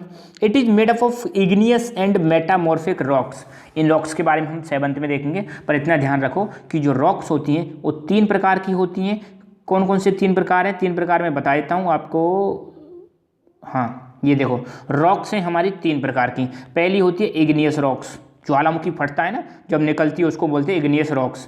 फिर है सेडिमेंट्री रॉक्स, और फिर है मेटामॉर्फिक रॉक्स। तो इनके बारे में बाद में देखेंगे, तो फिलहाल इतना ध्यान रखो, इग्नियस और मेटामॉर्फिक रॉक से बना हुआ है अपना क्या चीज़? पेनिनसुलर प्लेट्यू, ठीक है। अच्छा, ये देख सकते हो, ये है मतलब रियलिटी में ऐसा दिखता है कुछ ये वाला एरिया, सदर्न पेनिनसुलर प्लेट्यू। ऊबड़ खाबड़ जमीन है, इवन दिख रही है आपको? नहीं दिख रही, ऊबड़ खाबड़ जमीन है, ठीक है। तो ये पेनिनसुलर प्लेट्यू का दृश्य है। और many hill ranges and valleys are found in this. बहुत सारे हिल रेंजेज पाई जाती हैं जहाँ पर टूरिस्ट लोग आते हैं, घूमने आते हैं। बर्फ़ तो नहीं मिलती मगर यहाँ फिर भी बहुत अच्छा लगता है, ठीक है। तो यहाँ ज़मीन कैसी है? मतलब ऊबड़ खाबड़ सी ज़मीन है, कई सारे यहाँ पे हिल्स पाई जाती हैं और नीचे वैलीज मतलब घाटी पाई जाती हैं, ठीक है। अरावली रेंज मैंने अभी बताया था, अरावली रेंज जो कि वर्ल्ड की ओल्डेस्ट माउंटेन रेंज है, वो इसके नॉर्थ वेस्ट साइड में, मैंने अभी आपको बताया था, नॉर्थ वेस्ट साइड में। और यहाँ पर ध्यान दो, नर्मदा और तापी रिवर, ये 2 इंपॉर्टेंट रिवर हैं जो किधर की तरफ फ्लो करती हैं? अरेबियन सी की तरफ फ्लो करती हैं। अच्छा, मैं एक चीज़ और समझाता हूँ आपको अभी, एक चीज़ ध्यान देना। रिवर का जो फ्लो का सिस्टम है उसको हम बोलते हैं ड्रेनेज सिस्टम। क्या बोलते हैं? Drainage system. अब कुछ रिवर्स ऐसी हैं जो बे ऑफ बंगाल में जाके गिरती हैं, और कुछ रिवर्स ऐसी हैं जो अरेबियन सी में जाके गिरती हैं। तो जो अरेबियन सी में जाके गिरती हैं उनको तो बोलते हैं अरेबियन सी ड्रेनेज सिस्टम, और जो बे ऑफ बंगाल में जाके गिरती हैं उसको बोलते हैं बे ऑफ बंगाल ड्रेनेज सिस्टम। तो ठीक है, तो रिवर्स कहीं से भी ओरिजिनेट हो भारत में, मगर ये जाके या तो गिरेंगे अरेबियन सी में या गिरेंगे बे ऑफ बंगाल में, ठीक है। तो नर्मदा और तापी जो रिवर है, ध्यान देना, अब हम पेनिनसुलर प्लेट्यू की बात कर रहे हैं, तो नर्मदा और तापी रिवर किधर जाके गिरती हैं? अरेबियन सी में। फिर इसके अलावा महानदी, कृष्णा, गोदावरी, कावेरी, ये चारों रिवर जो हैं ये बे ऑफ बंगाल में जाके गिरती हैं। इवन अपनी गंगा भी कहाँ पे जाके गिरती है? बे ऑफ बंगाल में। और वो आती है ब्रह्मपुत्र, ये भी कहाँ पे जाके गिरती है? बे ऑफ बंगाल। इंडस, सिंधु नदी है जो पाकिस्तान में बहती है, ये कहाँ पे गिरती है? अरेबियन सी में, ठीक है। तो इनके बारे में बाद में हम देखते रहेंगे, फिलहाल तो ये देखो। तो नर्मदा और तापी जो रिवर है, इंपॉर्टेंट रिवर है, जो वेस्ट की साइड में फ्लो करती हैं और कहाँ पे जाके गिरती हैं? ड्रेन का मतलब कहाँ पे जाके गिरेंगी? ये ड्रेन होती हैं अरेबियन सी में जाके गिरती हैं, ठीक है। वेस्टर्न घाट को सह्याद्री भी बोलते हैं। वेस्टर्न घाट और Sahyadri border the Deccan plateau in west, ठीक है।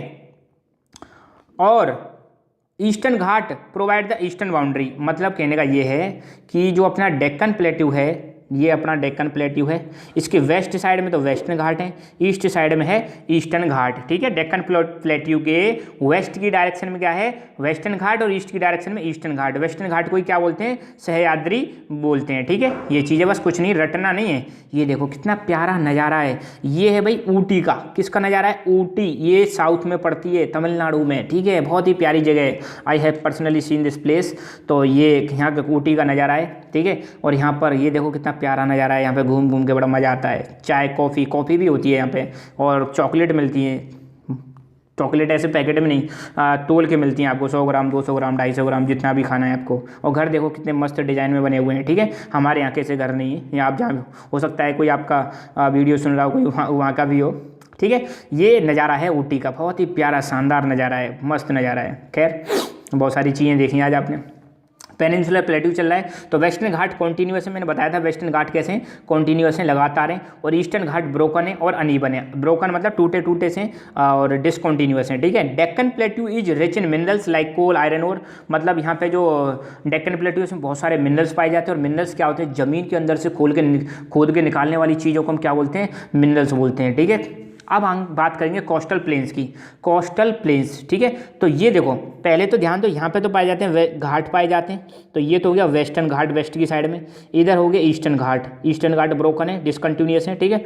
अब इनकी बगल में ही मैंने बताया रिवर्स फ्लो करती हैं, तो रिवर्स बनाती हैं यहाँ पे प्लेन्स। क्या बनाएंगी, प्लेन्स। तो वेस्ट की साइड में जो प्लेन्स हैं उनको बोलते हैं वेस्टर्न कोस्टल प्लेन्स, ईस्ट की साइड में प्लेन्स हैं उनको बोलते हैं ईस्टर्न कोस्टल प्लेन्स। तो यहाँ पे अगर हम बात करें वेस्टर्न कोस्टल प्लेन्स की, तो इसकी साइड में क्या है, वेस्टर्न घाट, और इधर क्या है, अरेबियन सी। ईस्टर्न कोस्टल प्लेन्स की बात करें तो यहाँ पर क्या है, ईस्टर्न घाट, और इधर है बे ऑफ बंगाल, ठीक है। तो ये प्लेन्स है, रिवर्स बनाती है, तो ध्यान रखना। कोस्टल प्लेन्स हमारे वेस्ट की साइड में जो है उनको वेस्टर्न घाट बोलते हैं, और ईस्ट मतलब ईस्टर्न घाट और वेस्टर्न घाट दोनों की तरफ हैं, ठीक है। तो कोस्टल प्लेन्स जो हैं, एक तो वेस्ट ऑफ वेस्टर्न घाट की तरफ है, और दूसरा एक है east of eastern ghat. Western coastal plains are very narrow, बहुत हल्के हैं, छोटे हैं, ज़्यादा बड़े नहीं हैं, इनका मतलब ज़्यादा विड्थ नहीं है, जैसे अपने नॉर्दर्न प्लेन्स हैं, नॉर्दर्न प्लेन्स की तरह इतने ज़्यादा वाइड नहीं है, ठीक है। Eastern coastal plains are much broader, अगर इनकी चौड़ाई देखें, ईस्टर्न कोस्टल प्लेन्स की चौड़ाई देखें तो इनकी चौड़ाई ज़्यादा है विड्थ, और इनकी चौड़ाई कम है, ये नैरो है, ठीक है। And there are number of east flowing rivers, और यहाँ पर ईस्ट फ्लोइंग रिवर्स मतलब इधर की रिवर जा रही है तो उनको तो बोलेंगे वेस्ट फ्लोइंग रिवर्स, इधर की तरफ जो रिवर गिरेंगी उनको बोलेंगे ईस्ट फ्लोइंग रिवर्स। तो इधर बताई थी मैं, नर्मदा तापी, इधर कृष्णा कावेरी गोदावरी महानदी ईस्ट की तरफ में, ठीक है। तो the rivers which drain into bay of Bengal, मैंने अभी बताया था, महानदी गोदावरी कृष्णा कावेरी, इनको हम पेनिनसुलर रिवर्स भी बोलते हैं। और ये कहाँ पे जाके ड्रेन होती हैं, वे ऑफ बंगाल में जाके ड्रेन होती हैं। These rivers have formed fertile delta at the mouth, मैंने बताया था जब ये रिवर जाके गिरती हैं ओशन में, तो जहाँ पे जाके गिरती हैं उस पॉइंट को माउथ बोलते हैं रिवर का, और वहाँ पर फर्टाइल डेल्टा बनाती हैं, ठीक है। मतलब अपने कुछ जो सेडिमेंट्स हैं यहाँ पे लाके छोड़ देंगे और डेल्टा बन जाएगा, ठीक है। और डेल्टा कैसा होता है, फर्टाइल होता है। और ध्यान देना एक चीज़ बड़ी इंपॉर्टेंट, कि सुंदरबन जो डेल्टा है ये बनता है गंगा और ब्रह्मपुत्र रिवर के द्वारा। अब मान लो गंगा और ब्रह्मपुत्र दो रिवर हैं, ये क्या करती है, सुंदरबन डेल्टा बनाती है इस वाले रीजन में। ये जो क्षेत्र है ये है सुंदरबन डेल्टा, इसको दो रिवर बना रही है, गंगा और ब्रह्मपुत्र, और ये वाला रीजन बहुत ज़्यादा फर्टाइल है। और सुंदरबन डेल्टा ध्यान देना वर्ल्ड का लार्जेस्ट डेल्टा है, कोई पूछ ले which is the world largest delta, तो आपको बताना है सुंदरबन डेल्टा। तो ये देख सकते हो, ये है प्लेन्स, क्या है, प्लेन्स। ये देखो, ये हो यहाँ पे ओशन हो गया और ये प्लेन वाला रीजन है, ठीक है। अब हम बात करेंगे आइलैंड ग्रुप्स की, जिनको हम बोलते हैं द्वीप समूह। क्या बोलते हैं, द्वीप समूह बोलेंगे। तो दो द्वीप समूह हमारे ज़्यादा फेमस हैं, एक तो है आपका अरेबियन सी और लक्षद्वीप, और दूसरा है अंडमान निकोबार। तो नीचे ऐसे देखोगे तो यहाँ पे तो आपको लक्षद्वीप मिल जाएगा, और यहाँ पर बे ऑफ बंगाल में क्या मिल जाएगा, अंडमान निकोबार। तो there are two island groups, Lakshadweep and Andaman Nicobar. Lakshadweep जो है किधर आता है, अरेबियन सी में आता है, and these are located near the coast of Kerala. तो यहाँ पर आप देखोगे तो ये वाली जगह जो केरल है, तो केरल के पास में ही अरेबियन सी में है लक्षद्वीप, ठीक है। और लक्षद्वीप जो बनता है ये बनता है कोरल डिपॉजिट से, कोरल में अभी आपको बताऊंगा, ठीक है, कोरल क्या होते हैं। तो लक्षद्वीप एक प्रकार का कोरल आइलैंड है। बात करें अंडमान निकोबार की, तो अंडमान एंड निकोबार जो आइलैंड्स हैं ये पाए जाते हैं बे ऑफ बंगाल में। और यहाँ पर कुछ आइलैंड्स 2004 में सुनामी आई थी, उसकी वजह से क्या हो गए थे, बर्बाद हो गए थे, ठीक है। और एक पॉइंट था इंदिरा पॉइंट, वो सबमर्ज हो गया था 2004 की सुनामी में, 2004 की सुनामी में। आइलैंड्स क्या होते हैं, आइलैंड मैंने बताया था कि स्मॉल लैंड मास, जमीन का एक छोटा सा टुकड़ा जो चारों तरफ किससे गिरा हो, पानी से गिरा हो, उसको हम क्या बोलेंगे, आइलैंड बोलेंगे। और जमीन का बहुत बड़ा टुकड़ा जो चारों तरफ पानी से गिरा हो तो उसको हम कॉन्टिनेंट्स बोलते हैं। अब कुछ इंपॉर्टेंट पॉइंट्स हैं उसके बारे में डिस्कस कर लेते हैं। तो पहली चीज़ सुनामी क्या होती है, ठीक है। तो ध्यान दो, सुनामी का मतलब क्या है, हमारे जो ओशियंस होते हैं तो ओशियंस के अंदर जो अर्थक्वेक आते हैं तो उनसे बहुत ऊंची ऊंची लहरें और तेज गति की लहरें आती हैं, इन्हीं को हम क्या बोलते हैं, सुनामी। 2004 में भयंकर सुनामी आई थी इंडिया में, बर्बाद कर दिया था पूरे कोस्टल क्षेत्र को। कोस्टल क्षेत्र मतलब ये वाला जो रीजन है कन्याकुमारी, ये वाला रीजन बहुत पूरी तरह से बर्बाद हो गया था, ठीक है। द ह्यूज सी वेव, बड़ी बड़ी sea wave generated due to earthquake. Earthquake मतलब जो भूकंप आता है तो भूकंप की वजह से कहाँ पे आता है, सी फ्लोर में, मतलब समुद्र के अंदर जब भूकंप आता है तो उसकी वजह से बड़ी बड़ी ऊंची ऊंची लहरें आती हैं, इन्हीं को हम क्या बोलते हैं, सुनामी। और सुनामी की वजह से आसपास के इस क्षेत्र में, कोस्टल एरिया में जो लोग रहते हैं और जो घर रहते हैं वो बर्बाद हो जाते हैं। अब बात करेंगे हम कोरल्स की। तो कोरल्स मतलब कुछ ऐसे दिखाई देते हैं, समुद्र के नीचे पानी में जाओगे तो कुछ ऐसी स्ट्रक्चर दिखाई देंगे, इनको हम कोरल्स बोलते हैं। तो कोरल्स क्या होते हैं, ध्यान दो। Corals are skeletons of tiny marine animals called polyps. देखो, समुद्र के अंदर एक कुछ एनिमल्स पाए जाते हैं जिनका नाम है पॉलिप्स, और जब ये पॉलिप्स डेड हो जाते हैं, मर जाते हैं, तो इनका जो बचता है मटेरियल उसको हम बोलते हैं स्केलेटन, ठीक है। तो ये जो स्केलेटन होते हैं, छोटे छोटे स्केलेटन, मतलब समुद्र के अंदर क्या है, कुछ पॉलिप्स पाए जाते हैं, मर जाते हैं, तो इन्हीं का जो रिमेन्स बचता है, इसका जो कचरा बचता है, जिसको हम स्केलेटन बोल सकते हैं, तो उसी को हम क्या बोलते हैं, पॉलिप्स, कोरल बोलते हैं। क्या बोलते हैं, कोरल। पॉलिप्स डेड हुए, डेड होने के बाद जो स्ट्रक्चर बताया उसको हम क्या बोलेंगे, कोरल बोलेंगे, ठीक है। तो corals are skeletons of tiny marine animals. Tiny marine मतलब समुद्री, और टाइनी मतलब छोटा, उसी को हम क्या बोलते हैं, पॉलिप्स बोलते हैं। When the living polyps die, जब ये पॉलिप्स डाई हो जाते हैं तो क्या बचता है, स्केलेटन बचता है, और इसी स्केलेटन को हम क्या बोलते हैं, कोरल बोलते हैं। अब ऐसे कई सारे जो हैं पॉलिप्स मरते जाएंगे, ठीक है। तो other polyps grow on the top of hard skeleton. अब जैसे ये जमते जाएंगे तो एक सरफेस हार्ड बन जाएगी, इसी के ऊपर दूसरा पॉलिप्स डेवलप करेगा, और फिर उसके ऊपर तीसरा, ऐसे ही करके मान लो एक पॉलिप्स डाई हो गया, यहाँ उसका स्केलेटन रह गया, फिर नए स्केलेटन इसके ऊपर आ गए, फिर इसके ऊपर आ गए, फिर इसके ऊपर आ गए, वो ऐसे करके ऊपर बढ़ते चले आएंगे, और ये समुद्र में ही क्या बना लेते हैं, एक प्रकार से आइलैंड से बना लेते हैं, ठीक है। ठीक है, तो ये एक प्रकार से क्या बना लेंगे, आइलैंड्स बना लेंगे। तो एग्जाम्पल है कोरल आइलैंड्स, एग्जाम्पल है इसका, सॉरी एग्जाम्पल है कोरल आइलैंड्स। एग्जाम्पल ऑफ, ये और नहीं है, एग्जाम्पल ऑफ कोरल आइलैंड्स क्या है, लक्षद्वीप आइलैंड। तो लक्षद्वीप जो बनाया हमारा द्वीप समूह, वो किससे बनाया, कोरल से बनाया। और कोरल्स क्या होते हैं, जो पॉलिप्स के स्केलेटन होते हैं डेड होने के बाद, उसी को हम क्या बोलते हैं, पॉलिप्स बोलेंगे, ठीक, सॉरी कोरल बोलेंगे, ठीक है। अब सुंदरबन डेल्टा मैं बता ही चुका हूँ, सुंदरबन डेल्टा ये चित्र वहीं का है, सुंदरबन डेल्टा का है वहाँ पे। तो सुंदरबन डेल्टा को दो रिवर बनाती है, गंगा और ब्रह्मपुत्र मिल जाती हैं बांग्लादेश के पास, और वहीं पर बनता है सुंदरबन डेल्टा। और which is the world biggest delta, सबसे बड़ा या फिर सबसे लार्जेस्ट डेल्टा है वर्ल्ड का, सुंदरबन डेल्टा। और इसकी जो शेप है डेल्टा की, डेल्टा मतलब ऐसी जो शेप होती है इसको हम डेल्टा बोलते हैं, ध्यान देना। ट्राइंगुलर जो शेप होती है इसको हम क्या बोलते हैं, डेल्टा। तो शेप कैसी, डेल्टा है, ट्राइंगुलर है, और delta is an area of land formed by the mouth of river. और डेल्टा क्या होता है, एक जमीन का ऐसा भाग होता है जो रिवर के माउथ के द्वारा बनाया जाता है, ठीक है। तो ये यहाँ पे बांग्लादेश, यहाँ पे इंडिया, तो ये वाला जो एरिया है इसको हम बोलते हैं सुंदरबन डेल्टा। वर्ल्ड का बिगेस्ट डेल्टा है, किसके पास है, बे ऑफ बंगाल के पास। कौन कौन सी रिवर्स बनाती हैं, गंगा और ब्रह्मपुत्र। रिवर का माउथ क्या होता है, मैंने बताया था, रिवर समुद्र में जिस जगह पर मिलती है, जैसे यहाँ से रिवर जा रही है, ये जा रही और यहाँ पे समुद्र में मिल गई, तो ये वाला जो भाग है ना, इसी को हम क्या बोलेंगे, माउथ बोलेंगे। यहाँ से जैसे रिवर आई और ये जाके मिल गई समुद्र में, किस मिल गई, समुद्र में, तो ये वाला जो भाग है इसको हम क्या बोलेंगे, रिवर का माउथ बोलते हैं, ठीक है। The place where river enter the sea is called mouth of the river, ठीक है।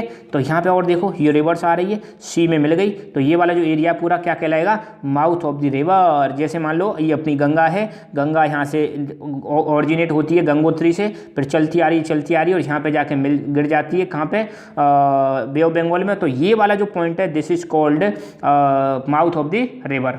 एल्यूवियल डिपॉजिट्स मैंने बताया था, जो रिवर्स होती हैं वो अपने साथ कुछ फाइन सॉइल से लेके आती हैं और रिवर वाले एरिया में इसको छोड़ देती हैं, रिवर बेसिन में छोड़ देती हैं, इन्हीं को हम क्या बोलते हैं, एल्यूवियल डिपॉजिट्स। ट्रिब्यूटरी क्या होती हैं, ये भी मैं बता चुका हूँ। एक मेन रिवर, जब इसमें कोई दूसरी रिवर आके अपना पानी छोड़ दे, मिला दे, उस दूसरी वाली रिवर्स को हम क्या बोलते हैं, ट्रिब्यूटरीज बोलते हैं। तो ये रिवर और stream which contributes water to main river by discharging it into main river from either side की कॉल्ड ट्रिब्यूटरी। अब जो मेन रिवर है, मेन रिवर के चाहे लेफ्ट साइड में चाहे राइट साइड में, कोई सी भी साइड में कोई रिवर आके अपने पानी छोड़ दे, तो वो क्या कहलाएगी, ट्रिब्यूटरी, ठीक है। तो यहाँ पर हमारा चैप्टर भी कंप्लीट हुआ और थोड़ा लेक्चर बड़ा था, 2 ही लेक्चर में हमने एक चैप्टर को फिनिश कर दिया है। ठीक है, तो आप हमारे जितने भी नोट्स हैं आप यहाँ पे मिल जाएंगे। टेलीग्राम चैनल लकी एजुकेशन आप डाउनलोड कर सकते हो टेलीग्राम, और वहाँ पर चैनल अपना ज्वाइन कर सकते हो। साथ के साथ में जितने भी वीडियोज़ की नोटिफिकेशन है आपको यहाँ पर मिलती रहेंगी। सो thank you so much, keep learning, keep enjoying and God bless you all.